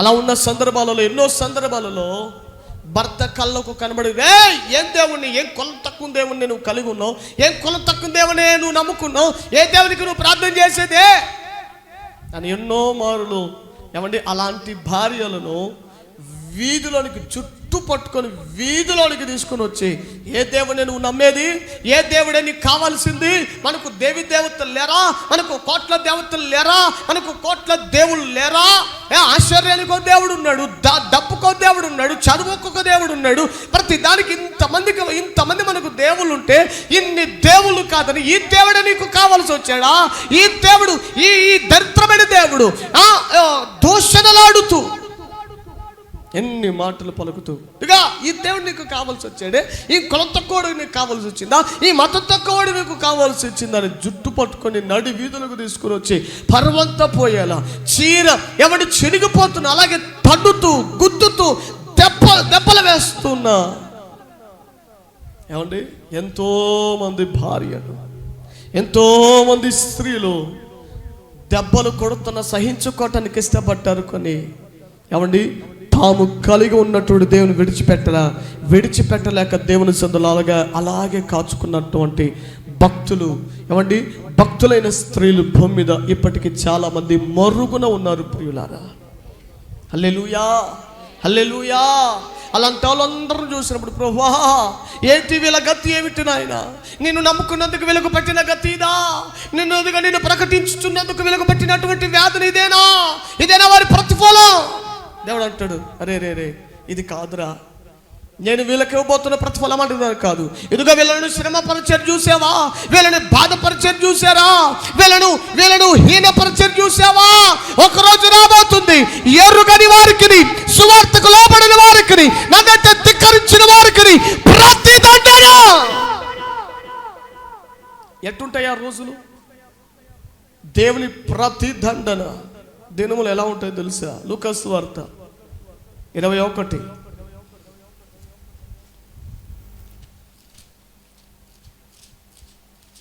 హల్లెలూయా. లూకాసు వార్త 21:22 వచనం చదవండి. లేఖనములలో వ్రాయబడినవన్నీ నెరవేరుటకై అవి ప్రతిదండన. ఎట్టుంటాయి చూడు, ఇంకా చదువు. ఇక ఆ దినములలో, ఆ ప్రతిదండన దినములు ఎలా ఉంటాయి చూడు, దేవుడు కొట్టే దెబ్బలు ఎలా ఉంటాయి చూడు, తెలుసుకో ఈ విషయాలు. ఆ దినములలో గర్భిణీలకు, పాలిచ్చు వారికి, మనము అమ్మో గర్భిణీలకు శ్రమన, ఎందుకు కొరకనే శ్రమ వస్తున్నాయి వాళ్ళ మీదకి, ఎందుకు పాలిచ్చు వారి మీదకి శ్రమ ఎందుకు వస్తుంది? ఎందుకు ఉగ్రత దిగి వస్తుంది అలాంటి వాళ్ళ మీదకి? వాళ్ళు దేవుని కాదనుకున్నారు, ఎరుగలేదు. ఆ దేవుడు అవకాశం ఇచ్చిన వాళ్ళ పాదాల దగ్గరికి దేవుడు తనని గురించి ప్రకటించే భక్తులను పంపించిన ఒకటి వాళ్ళు తెలుసుకోలేదు. ఏమండి, మరికొంతమంది తెలుసుకున్న, సువార్త విన్నా, దేవుని వాక్యం విన్నా, లోబడని జనాంగం,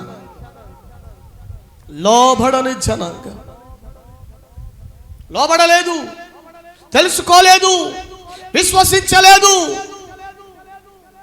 ఫైనల్ జడ్జిమెంట్ ఒక రోజు రాబోతుంది ప్రియులారా.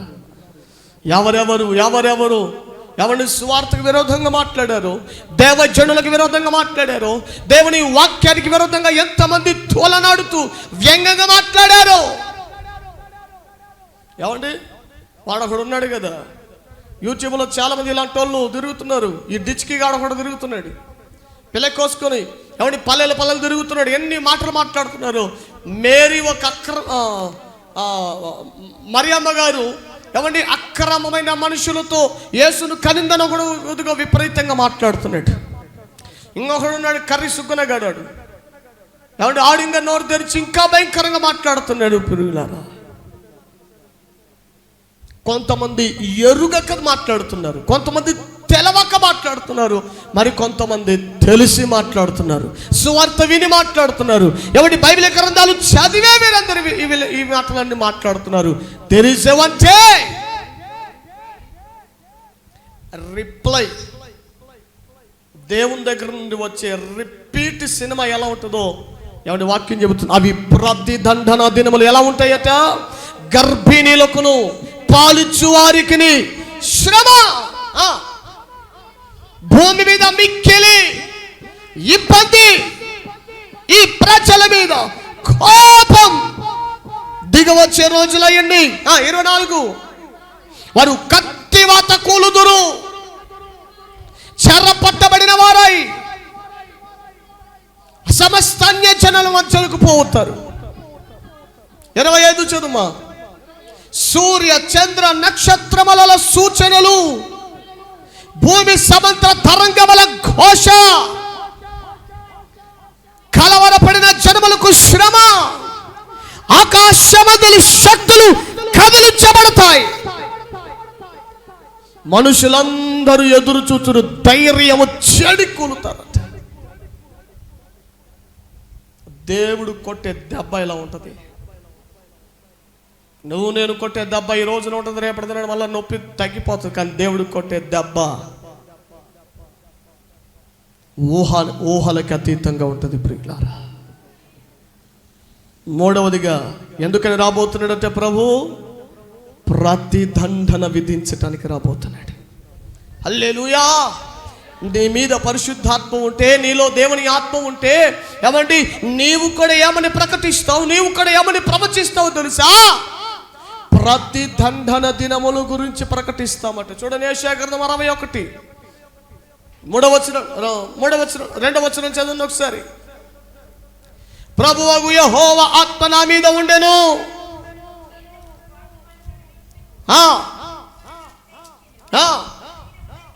2వ వచనం చదువుమా, ఎంతలా మనకి. యెహోవా హితవత్సరమును ప్రకటించుటకును మన దేవుని ప్రతిదండన దినమును ప్రకటించాలి. స్తోత్రం చెప్పు గట్టిగా. ఇవి చెప్పాలా? దేవుని నమ్మకపోతే ఏమంటే శిక్ష చెప్పాలి. దేవుని నమ్మకపోతే కలిగే ఏమండి ఆ ఘోరమైనటువంటి శ్రమ దినములు ఎలా ఉంటాయో చెప్పాలి. దేవుని ఆత్మ నీ మీద ఉంటే, దేవుని ఆత్మ నీలో పని చేస్తే, పరిశుద్ధాత్ముడు నిన్ను నడిపించేవాడైతే, నీ ఉపదేశం, నీ బోధ ఇదే ఏమిటి? ప్రతిదండన.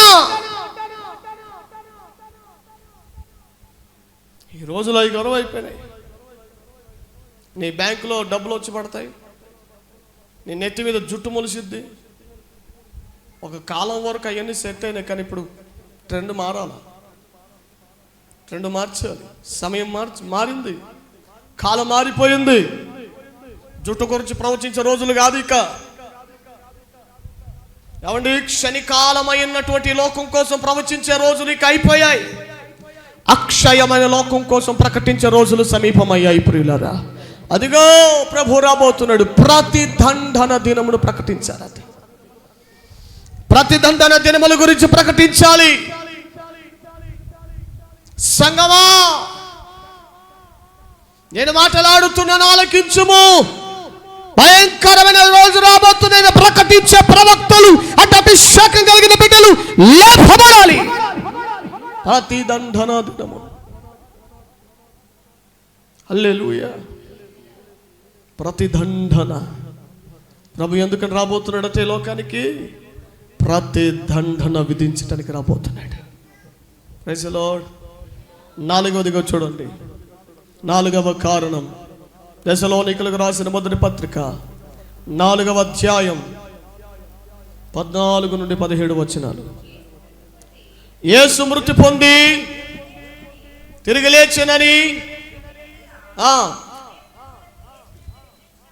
అదే ప్రకారము యేసునందు నిద్రించిన వారిని దేవుడు ఆయనతో కూడా వెంటబెట్టుకొని వచ్చును.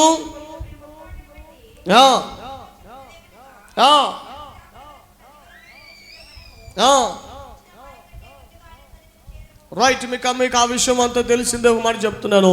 4వదిగా ప్రభు ఎందుకు ఈ లోకానికి రాబోతున్నాడు అంటే, రెండవసారి 4వ కారణం, క్రీస్తునందున్న మృతులైన వారిని, తన బిడ్డలను ఇదిగో ఆ పరలోక రాజ్యములు స్థిరపరచటానికి మేఘ వాహన మండలము మీద కొనిపోబడుట కొరకై తీసుకొని పోవటానికి ప్రభు ఈ లోకంలోనికి మరలా 2వ మారు దిగి రాబోతున్నారు.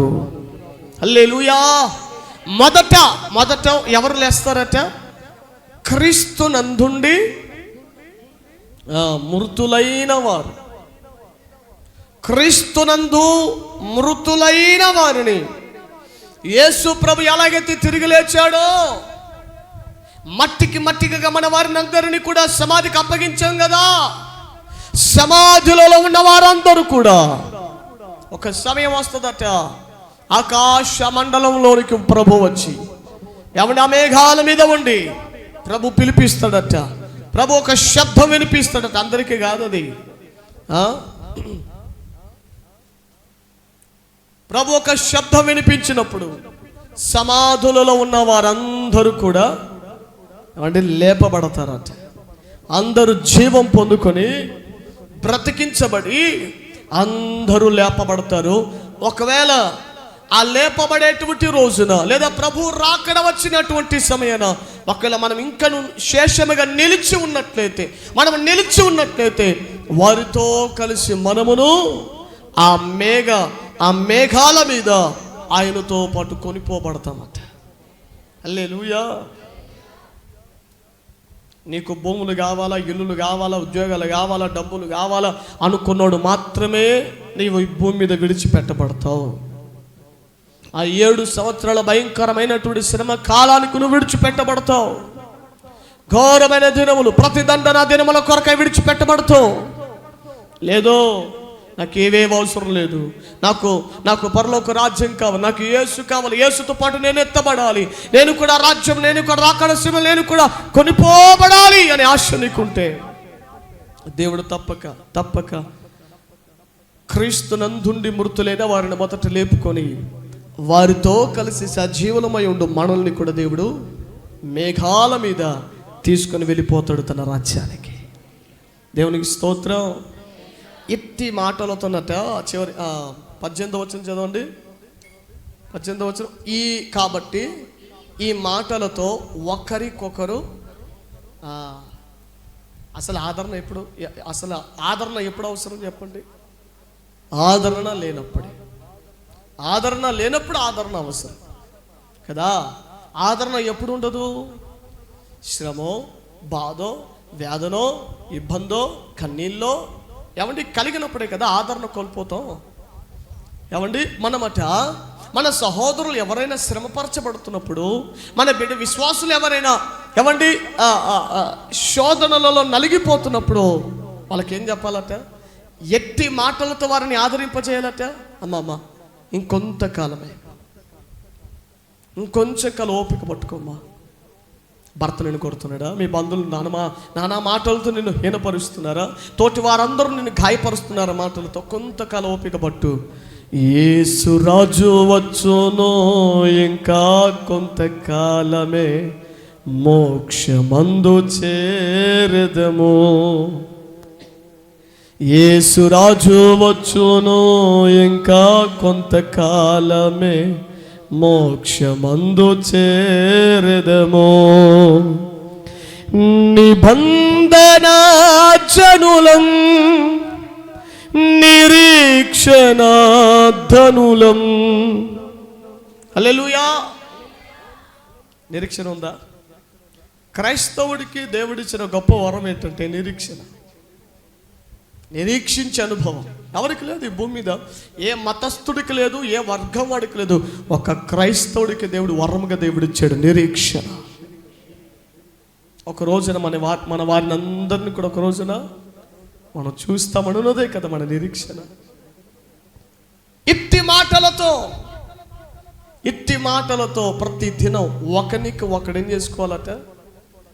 ప్రతిరోజు చెప్పాలా? కన్నీళ్ళలో ఉన్న వాళ్ళకి చెప్పాలమ్మా కొంతకాలం ఓపిక పట్టు. కోర్టుకు వెళ్తాం, మనకి ఏదో సమస్యలు కలిగి కోర్టుకు వెళ్తాం. అక్కడేమో కొన్ని సందర్భాలు అంత న్యాయమే జరగదు కదా. అదేమో దేవుని కోర్టు అని ప్రధానికి న్యాయం జరగటానికి అన్యాయం జరుగుతుంది. అప్పుడు వారి దగ్గరికి ఏం చెప్పగలవు నువ్వు? వారి దగ్గరికి వెళ్ళమ్మా, ఈ లోకంలో ఇలాగే జరుగుతుందమ్మా, అన్యాయం జరుగుతుంది, ఓపిక పట్టు కొంతకాలమే. ఆ మాట నన్ను ఎంత ఆదరిస్తుందో, ఆ ఒక్క మాట నా హృదయాన్ని ఎంత ధైర్యపరుస్తుందో. కొన్ని సమయాలలో కొన్ని పరిస్థితుల వైపు చూసి మనుషులం కదా, మేము కూడా కృంగిపోయే కొన్ని రోజులు వస్తుంటాయి, మేము కూడా కృంగిపోతున్నటువంటి క్షణాలు వస్తూ ఉంటాయి. ఆ కృంగిపోతున్న ప్రతి వేళ నా మనసుతో నేను చెప్పుకుంటుంటాను, నా ఆత్మతో నేను చెప్పుకుంటుంటాను కొద్ది కాలమే, ఇంకొంచెం కాలం ఓపిక పట్టు, ఇంకొద్ది కాలం ఓపిక పట్టు. ఒక్క రోజున నీ దుఃఖం ఎగిరిపోయే రోజు వస్తుంది, నీ నిందలు ఎగిరిపోయే రోజు వస్తుంది, నీ అవమానం ఎగిరిపోయే రోజులు వస్తాయి, నీ ప్రతికూలమైన పరిస్థితి ఎగిరిపోయే రోజు వస్తుంది. నీవు ఆ ఈగుదుగా మేఘమండల మీద కొనిపోబడినప్పుడు ఏడుస్తూ ఆయన దగ్గరికి వెళ్ళినప్పుడు నీ ప్రతి బాష్ప బిందువులన్నిటినీ తానే ఆయన తుడిచి వేస్తాడు. గట్టిగా చప్పలు కొడదాం యేసయ్యకి మనం. హల్లెలూయా. గట్టిగా కొట్టాలో చప్పట్లు చప్పిడిగా వినబడుతున్నాయి. గట్టిగా ఓ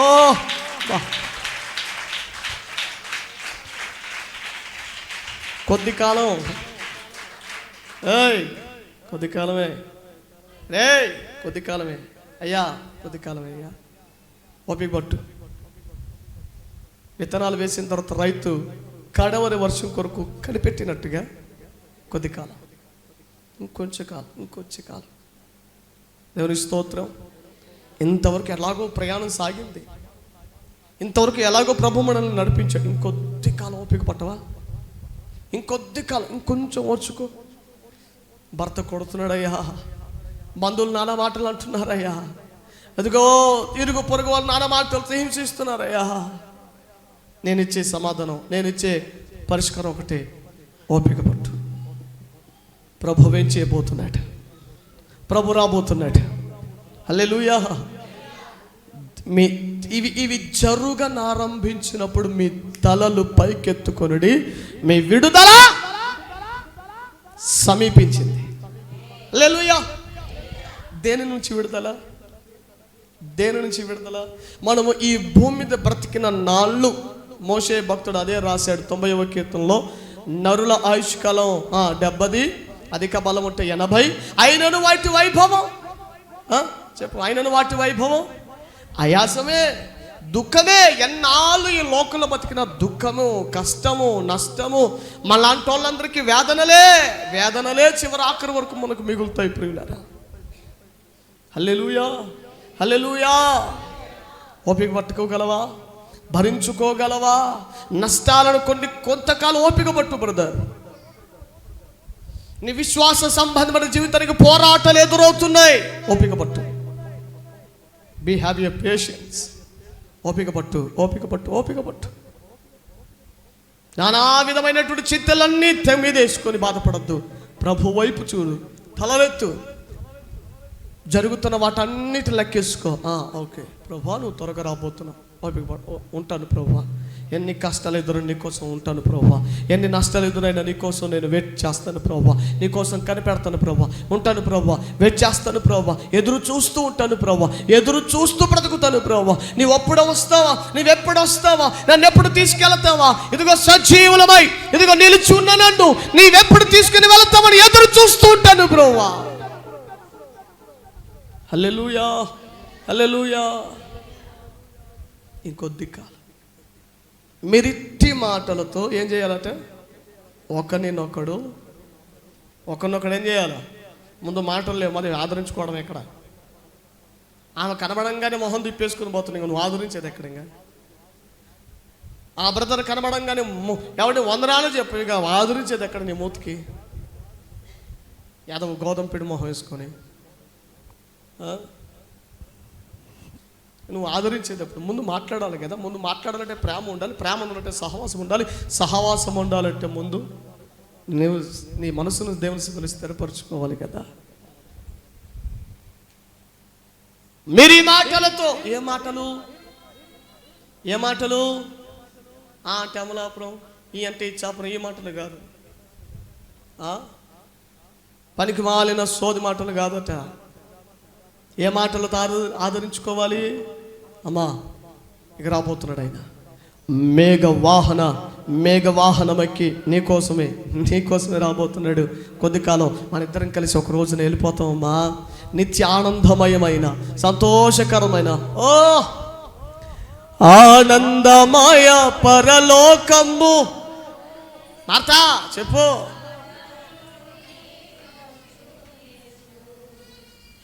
ఏమయ్యా నాగేంద్రయ్య? ఆనందమయ పరలోకంబు. ఏది మంది, ఏది మనది చెప్పా? ఎలా మొదగా ఈ లోకం, మరి ఈ లోకం ఏది కాదా? నీ ఇల్లు, నీ జీవితం, నీ భార్య, నీ పెళ్లి కాలేదా, నీ పరపతులు, నీ ఉద్యోగాలు, ఏది నీది కాదా? ఒక్కడన్నా తలకాయ ఊపితే ఒట్టు. ఎవత్తన్న ఇంటికాడికి వచ్చి బోకులు, నా బోకులు నీ మర్యాదగా, మరి నాదని కొట్లాడుకుంటున్నావే, దొంగ ఫీలింగ్ కాకపోతే. నా ఇంట్లో ఒకసారి 30,000 రూపాయలు దొంగతనం జరిగింది. 50 ఒక్కసారి కాదు, దొంగడు ఏమైనా ఒక్కసారి దొంగతనం చేస్తాడా? అప్పుడింత.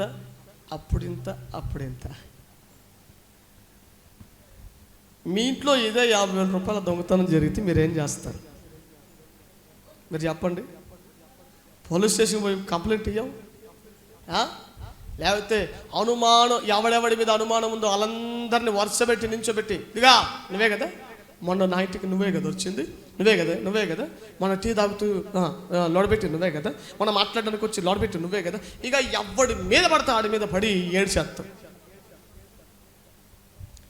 అంత డబ్బు అసలుకే మందిరం కడుతున్నాం, ఈలోగా డబ్బులు మిస్సింగ్, ఏమండి చేసింగ్ యాడు మనకిది? ఏమండి మనసులో ఒకటే, పాతిపోయిందిలే, ఉంటే మనది, లేకపోతే మది కాదు. ఏమండి అక్షరాల 50,000 రూపాయలు కన్నీళ్ళు కార్చి కడుపు కట్టుకొని. ఏమండి మీకు విషయం తెలుసు ఏదో, నా బైక్ మూలన పడి కొన్ని నెలలు అవుతుంది. 10,000 రూపాయలు అయితే ఇంజిన్ బోర్ చేసుకోవచ్చు. ఆ 10,000 కూడా ఉంటే ఆ మందిరానికి దానికి ఉంటాయన్న ఉద్దేశంతో, ఏమండి ముందు నా వాహన పనులు కాదు, ముందు దేవుని పని జరగాలని కడుపు కట్టుకొని, ఏమండి ఎక్కడ వారంలో ఒక రోజు రెస్టారెంట్కి వెళ్ళి చక్కగా మంచి రుచికరమైన భోజనం చేస్తే ఆ 1,000 రూపాయలు అలాగా ఆ విధంగా ఖర్చు అయిపోతాయి కదా. అదే 1,000 రూపాయలు మిగిలించుకుంటే, అదే 1,000 రూపాయలు మిగిలితే ఇంకొక పని ఏదో ఎదుగో దేవుని మందిరం కోసం ఉంటుంది కదా అని కడుపు కట్టుకొని. ఏమండి మనకి ఇంటికి వెళ్ళి ప్రార్థించడానికి భోజనం చేయడానికి రమ్మన్నారు మన సంఘస్థులు కాదు, మన వీధులను వేరే వాళ్ళు. అక్కడికి వెళ్తే వాస్తవానికి ఆమె బాగానే చేస్తుంది, సహోదరి. మొన్న పోయినప్పుడు దరిద్రంగా ఉన్నాయి వంటలు, దరిద్రంగా అనిపించే. నాకేమో ఫుల్ ఆకలి వేసింది, ఉదయం సరిగా తినలేదు. ఉప్మా అంత తిన్నా. ఉప్మా ఎంతసేపు ఉంటుంది చెప్పండి? ఎంతసేపు ఉంటుంది? యాండే మీరు ఉప్మాలు తింటారా? రోజు ఉప్మా తినరా? ఉప్మా చేసుకోవా? ఓ మై గాడ్, ఇంత రిచ్ ఫ్యామిలీ దేవుడు మన కుటుంబంలో ఉంచాడు. మేము మరి అప్పుడప్పుడు ఉప్మాలు చేసుకుంటాం, మరి ఏం చేస్తాం? ఉప్మా తొందరగా అరిగిద్ది కదా. తొందరగా అరిగేసరికి బాగా ఆకలి వేసింది. ఆకలి మీద కాసేపు వాక్యం చెప్పి భోజనం కూర్చుంటే ఆ గోంగూర చట్నీ వేసి గోంగూర కూర వేసింది, అదేమో కారం హైలో ఉంది. ఆ తర్వాత చికెన్ వేసింది, దాంట్లో ఉప్పు లేదు పాడు లేదు. భోజనం చేసి వచ్చిన తర్వాత అనిపించింది, ఇచ్చి మంచి రుచికరమైన ఆహారం తిని ఎన్ని 4-5 రోజులు అయిపోయింది.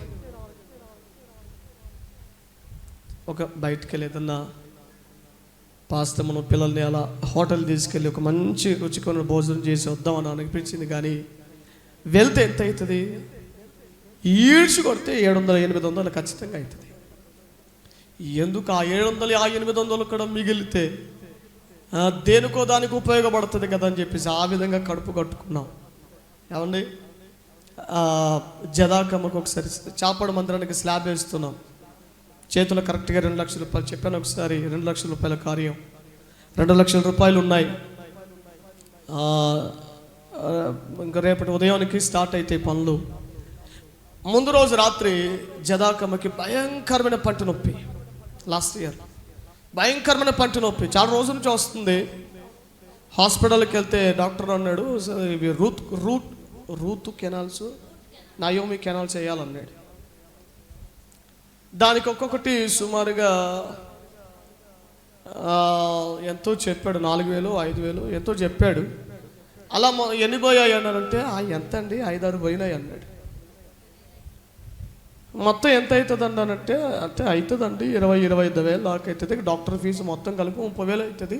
మీరు కాబట్టి 25,000 చేస్తానంటే, అరే నాకు నచ్చని డైలాగ్ ఇది ఒకటే, మీరు కాబట్టి అంటాడు ఏ చోటుకి పోయినా. అంటే మీరు కాబట్టి ఏట్రా, నేనేమన్నా నీకు బామర్దినా లేకపోతే నీకు బావనా? కూరగాయల మార్కెట్కి పోతే, వ్యాపారం ఏదైనా షాపింగ్కి వెళ్తే మీకు కాబట్టి ఇంకో 10 రూపాయలు తగ్గించి చేస్తాను లేని అంటాడు. ఆడికి బామర్దలం కాదు, వాళ్ళకి భావన కాదు, ఆడికి పాస్టర్ అంతకంటే కాదు. పోనీ మన విశ్వాసాలను చూసి ఏమండి మీ పాస్టర్ గారు కాబట్టి మన సేవకులే కాబట్టి మీరు ఫ్రీగా తీసుకునే పర్లేదని అంటే పర్వాలేదు. ఈడు నా విశ్వాసి కాదు, తెలిసినోడు కాదు, ముఖ పరిచయం లేదు, ఫేస్బుక్ పరిచయం అంతకంటే లేదు, ఏ పరిచయం లేనాడు, మీకు కాబట్టి అని అంటాడు. 25,000 రూపాయలు చేతిలో 2 లక్షల రూపాయలు ఉన్నాయి.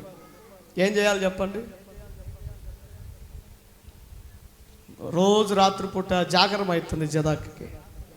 దాన్ని చూసుకుని మాకేమో ప్రాణం ఆగట్లేదు, డబ్బులేమో ఖర్చు పెట్టాలనిపిస్తుంది. కానీ మరొక వైపు మనసు ఒప్పుకోవట్లేదు.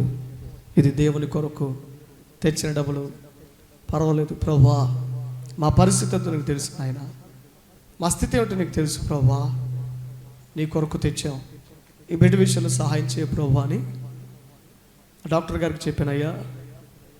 రేపు వస్తాంలేండి, నైట్కి వెళ్ళిపోయి ఉదయం వస్తాంలేండి సార్ అని. ఏ టైంకి వస్తారు? మీ పలానా టైంకి వస్తానండి చెప్పుకొని వెళ్ళిపోయాం. ఆ రాత్రి ఒకటి ప్రార్థన చేసుకున్నాం, ప్రభువా ₹1 ఇందులో మేము వ్యర్థంగా చేయటానికి లేదు, ఇది సంపూర్ణంగా మీ పనికి వాడబడాలి ప్రభువా అని ఆ రాత్రి ప్రార్థన చేసుకుని నొప్పి రాలేదు. దేవుని కృప ఏంటో ఆ రోజు నుండి ఈ క్షణం వరకు జదాకు పంటి నొప్పి రాలా. వారానికి ఒకసారైనా పంటి నొప్పి వచ్చేది. పాపం వచ్చినప్పుడు ఎంత వెలువెల్లాడిపోయాడు. నోరు తెరచు అన్ని పుచ్చి పనులే, చాక్లెట్ పెద్దగా తిందు, 10 నిమిషాల్లో తినాల్సిన అన్నాన్ని 2 గంటలు తింటుంది. ఇలాగ మన ప్రొద్దుకి వెళ్ళి మార్కెట్కి వెళ్ళి కూరగాయలు కూడా కొనుక్కొని రావచ్చు. ఏమండి, ఇలా 1 కాదు 2 కాదు. నేను ఏదో సందర్భంగానే చెప్తున్నాను, పాస్టర్ గారి దేహంలో కూడా కొన్ని బలహీనతలు ఉన్నాయి, కొన్ని అనారోగ్యమైన కొన్ని బలహీనతలు ఉన్నాయి. హాస్పిటల్కి వెళితే కొన్ని వేల రూపాయలు అవుతాయి. సుమారుగా 2 లక్షల రూపాయలు పెట్టి చేయించాల్సిన ఒక వైద్యం ఉంది. దాని కొరకు మేము అసలు చూడట్లేదు. దేహంలో ఎన్నో అనారోగ్యాలు ఉంటున్నా, దేహంలో ఎన్నెన్నో పోరాటాలు ఉంటున్నా, దేని వైపు చూస్తున్నాం? ఆయన మీద ఆధారపడుతున్నాం. ఆయనే చేయాలి అనే ఒక్క ఆ నమ్మికతో వీళ్ళారా ప్రభు రాకడ సమీపిస్తుంది. ఒకవైపు ప్రభు ఏం చేయబోతున్నారు? ఈలోగా ఈ వచ్చినటువంటి ధనం మా కోసం ఉపయోగిస్తే ప్రభు వచ్చినప్పుడు మేమేం సమాధానం చెప్పాలి? మేమేమి దేవునికి లెక్క అప్పగించాలి? వీళ్ళారా పాస్టర్ గారికి అప్పుడప్పుడు భయంకరంగా తలనొప్పి వస్తుంది. అప్పుడప్పుడు సిజేరియన్ అయింది కాబట్టి నడుము నొప్పి, తర్వాత పాస్టర్ గారి దేహంలో గ్యాస్ ట్రబుల్. ఒకటి కాదు ఏమండి, మా దేహాలలో ఒకటి కాదు, చాలా పోరాటాలు ఉన్నాయి, చాలా ఫైట్ ప్రతిరోజు. ఏమండి, మేము తినే ప్రతి పూట భోజనం విశ్వాసంతో భోజనం చేస్తున్నప్పుడు ఇలారా ఎక్కడికైనా మేము ప్రార్థనకి వెళ్ళాలన్నా కారు తీయాలంటే 500 రూపాయలు డీజిల్ పోసుకోవాలి. ఇక వ్యాన్ కూడా తీసినామంటే 1000 రూపాయలు ఖచ్చితంగా పోను రాను. కానీ ప్రతి పూట విశ్వాసంతో అడుగులు వేస్తున్నాం. స్టిల్ ఈ రోజు వరకు కూడా విశ్వాసముతోనే పనులు జరిగిస్తున్నాం. కేవలం విశ్వాసం, ఏం లేదు, చేతులు చిల్లిగా అవ్వలేదు. కానీ ఉన్నదల్లా ప్రభు కొరకే చేస్తున్నాం. చేతికి దొరికిన ప్రతి 10 రూపాయలు కనుక కూడా జేబులు దాచుకొని ప్రియులారా కుటుంబానికి 1% ఉంచుకొని మిగతా 9% అంతా ప్రభు కొరకే చేస్తున్నాం. కొంతమందికి తెలియదు కదా ఈ విషయాలన్నీ. తెలియక పాస్టర్ గారు డబ్బులన్నీ ఖర్చు చేస్తున్నారు. ఏమండి, ఏదో సందర్భంలో ఏదో ఒక మాట విన్నాం. పాస్టర్ గారట వాళ్ళ అమ్మ నాన్నగారికి మోస్తున్నారంట, పప్పులు బియ్యాలు అన్నీ మోస్తున్నారట. మరి ఎవరు అంటున్నారు ఏంటి? అందరూ ఎవరో అన్నారట, మాకు చెవులు వినబడ్డది. ఏమండి, తరచి చూస్తే పాపం తెలియక మాట అంటున్నారు. మీకు తెలియట్లేదు. మా వెనుకల ఎంత విశ్వాసం ఉందో మీకు తెలియట్లేదు. ఈ పరిచర్య అనుదినం ఎంత విశ్వాసంతో ముందుకెళ్తుందో తెలియట్లేదు మీకు. అప్పుడప్పుడు ఎవరో కొంతమంది సేవకులు ఫోన్ చేస్తారు, అయ్యా మాకు 1000 రూపాయలు, అయ్యా పిల్లలకు అది కొనాలి, 1000 రూపాయలు ఇవ్వండి. మధ్య ఎవరెవరో సేవకులు ఇంటి దగ్గరకు వస్తుంటారు. అయ్యా అదిగో పలానా పని చేయి, అయ్యా మీరేదో సహాయం చేస్తారంటే పలానా వారు చెప్తే మీ దగ్గరకు వచ్చి అలాంటి వాళ్ళకు ఒకవైపు అలాంటి వాళ్ళకి ఇస్తూ, అలాంటి సేవకుల్ని బలపరుస్తూ, ఏమంటే మరొక వైపు మేము సరిగా తిండి ఉందా లేదా, తినటానికి ఉందా లేదా చూసుకోకుండా ఏమండి ప్రభు పని సమృద్ధిగా చేయగలుగుతున్నాం. ఎందుకంటే మనసులో ఒకటే భావన, ఇది మాది కాదు, ఇది మాకు సంబంధించింది కాదు. మేము తినే ఈ గింజ, ఈ మెతుకు ఇది మాది కాదు, ఇది ఈ రోజు వరకు ఇది నాది కాదు అనుకునే జీవితం, ఈ విశ్వాస జీవితం ముందుకు అడుగులు వేస్తుంది ప్రియులారా. హల్లెలూయా. ఒకటే, ఇలాంటి పరిస్థితులన్నీ ఎదురైనప్పుడు ఇలా కృంగిపోయే క్షణాలు, కృంగిపోయే బాధలు, ఎవరైనా ఇలాంటి పోరాటాలన్నీ ఎదురైనప్పుడు నా మనసుతో నేను చెప్పుకుంటాను, ఇంకొంచెం కాలం ఓపిక పట్టవా, ఇంకొద్ది కాలం ఈ అవమానాలు, ఇంకొద్ది కాలం ఓపిక పట్టు. అదిగో ప్రభు ఏం చేయబోతున్నట్టు, ప్రభు రాబోతున్నట్టు, ప్రభు త్వరగా రాబోతున్నట్టు. నీ వేదనలు, నీ కష్టాలు, నీ అవమానాలు, నీ పోరాటాలు, నీ ప్రయాసమంతా కూడా ఒక రోజున పెళ్ళున ఎగిరిపోయే రోజు కూడా రాబోతుంది. ఆ క్షణం కోసం, ఆ ఒక్క క్షణం కోసం ప్రియులరా ప్రతిదినం ఎర్రగొట్టబడుతున్నాం, ప్రతిదినం నలగొట్టబడుతున్నాం, ప్రతిదినం ప్రియులరా వదకు తేబడిన గొర్రెపిల్ల సిద్ధపరచబడినట్లుగా ప్రతిదినం గొర్రెవలే దేవుని మమ్మల్ని మేము సిద్ధపరచుకుంటున్నాం ప్రియులారా.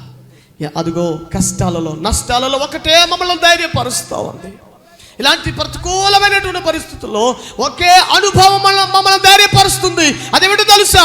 అదిగో ఆయన ఒక్క రోజున రాబోతున్నాడు. ఆ ఒక్క నిరీక్షణయే ఇప్పటి వరకు మమ్మల్ని ధైర్యపరుస్తుంది. ఆమేన్. హల్లెలూయా. బాధలు ఉన్నావా? వేదనలు ఉన్నావా? ఇదిగో ఏ అనుభవం మమ్మల్ని ధైర్యపరుస్తుందో ఆ అనుభవాన్నే ఈ పూట మీకు తెలియజేస్తున్నాను. ప్రభు రాబోతున్నాడు ఒక రోజున. నీ కష్టాలు, నీ నష్టాలు అన్నీ కూడా మట్టుమాయం కాబోతున్నాయి. ఒక రోజున నీ వేదనలన్నీ మట్టుమాయం కాబోతున్నాయి. ఆ క్షణం కొరకు మనం ఓపికతో ఎదురు చూద్దాం ప్రియులారా. ప్రభు చిత్తం అయితే మిగతా 2 విషయాలు తర్వాత రోజుల్లో నేను తెలియజేస్తాను. ప్రభు రాకడకు దేవుడు మనలందరినీ సిద్ధపరచునుగాక. అందరూ లేచి నిలబడండి. విన్న దేవుని మాటలు బట్టి ప్రార్థన చేసుకుందాం. యేసయ్యా మీకు స్తోత్రం. హల్లెలూయా హల్లెలూయా హల్లెలూయా హల్లెలూయా. యేసయ్యా మీకు స్తోత్రాలు స్తోత్రాలు స్తోత్రాలు స్తోత్రాలు. అందరూ కూడా కళ్ళు మూసుకుందామా? ఈ రోజున నువ్వు ఎన్ని పోరాటముల మధ్యలో ఉన్నా, నువ్వు ఎన్ని సమస్యల పోరాటంలో చిక్కుకుంటున్నా ప్రియులారా, నిన్ను ఆదరించేది, నిన్ను ధైర్యపరిచేది ఒకటే, ప్రభు రాకడ అనుభవం. ఆయన వైపు చూద్దామా? ఆయనను బట్టి ధైర్యపరచబడదామా? ప్రభువా నువ్వు ఒక రోజున వస్తావని నాకు తెలుసు నాయన, ఒక రోజున నువ్వు రాబోతున్నావన్న విషయం నాకు తెలుసు ప్రభువా అని ఆయన రాకడ కొరకు ఆశతో ఎదురు చూద్దాం ప్రియులారా. యేసురాజు వచ్చునో ఇంకా కొంతకాలమే, మోక్షమందు చేరెదము. యేసురాజు వచ్చునో ఇంకా కొంతకాలమే, మోక్షమందు చేరెదము. నిబంధన జనులం నిరీక్షణ ధనులం, నిబంధన జనులం నిరీక్షణ ధనులం, ఘనుడగు యేసుని శిలువ రక్తపు సంబంధులం, మేము నిబంధన జనులం, మేము నిబంధన జనులం,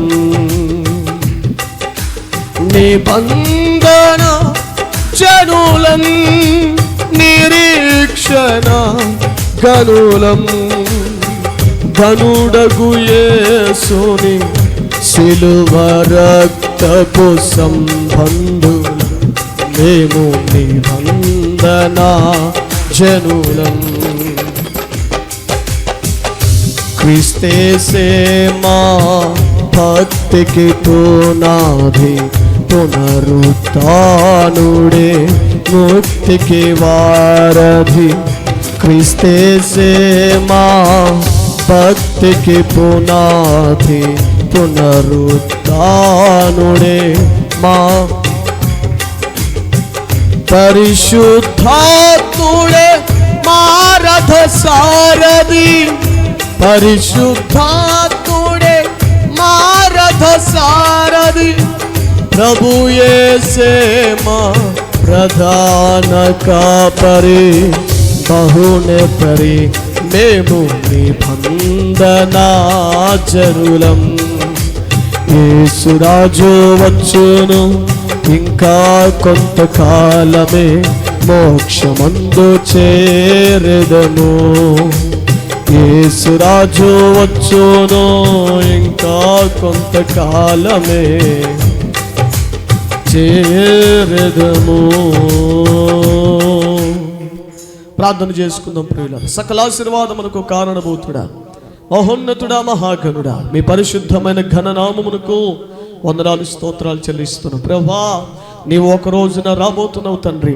లోక పోకడలన్నీ కూడా సంకేతాలుగా, సూచనలుగా మాకు తెలియచేయబడుతుంటుండగా మా ప్రభువా, ఇదిగో నాయన నీవు రాబోతున్నావు అనే సంగతి మాకు ఎంతగానో ధైర్యాన్ని కలిగిస్తూ ఉంది, మాకెంతగానో ఆదరణ కలిగిస్తుంటుండగా ప్రభువా, మీరు అక్కడలో నైనా మేము ఎలాగూ సిద్ధపరచబడాలో, ఎలాగూ మేము మీ కొరకు ఆశతో ఎదురు చూడాలో అటు యోగ్యమైన ప్రవర్తనలో మమ్మల్ని అందరినీ నిలుపమని వేడుకుంటున్నాను. దేవా, నీవెందుకు రాబోతున్నావో, కారణం ఏంటో నైనా విషయాలన్నీ తెలుసుకోవడానికి మాకు సహాయం చేశావు. ఇదిగో ప్రతి వానికి చుట్టూ జీతం పట్టుకొని రాబోతున్నావు అన్న సంగతి ప్రభు మీరు మాతో మాట్లాడి ఉన్నారు. అవునయ్యా, కడ వరకు మా నీతిని, మా విశ్వాసాన్ని, మా భక్తిని కాపాడుకోవడానికి సహాయం చేయండి. నువ్వు జీతం ఇచ్చినప్పుడు సరైన జీతాన్ని అందిపుచ్చుకునే కృప మాకు దయచేయండి తండ్రి. నీకే స్తోత్రాలు. ఏనాడు కూడా మా విశ్వాసం పోగొట్టుకోవద్దు, మా ఆత్మీయ జీవితాన్ని పోగొట్టుకోవద్దు, మా రక్షణ జీవితాన్ని పోగొట్టుకోకుండా నిలకడగానే సంతలో నిలబడే భాగ్యాన్ని చేరవచ్చిన మాకందరికీ అనుగ్రహించండి. ప్రతినిత్యము రాకడ విషయమైన వాంఛ మేము కలిగి బ్రతకటానికి సహాయం చేయమని యేసు నామం పేరట అడిగి వేడుకొనుచున్నాను మా పరమ తండ్రి. ఆమేన్.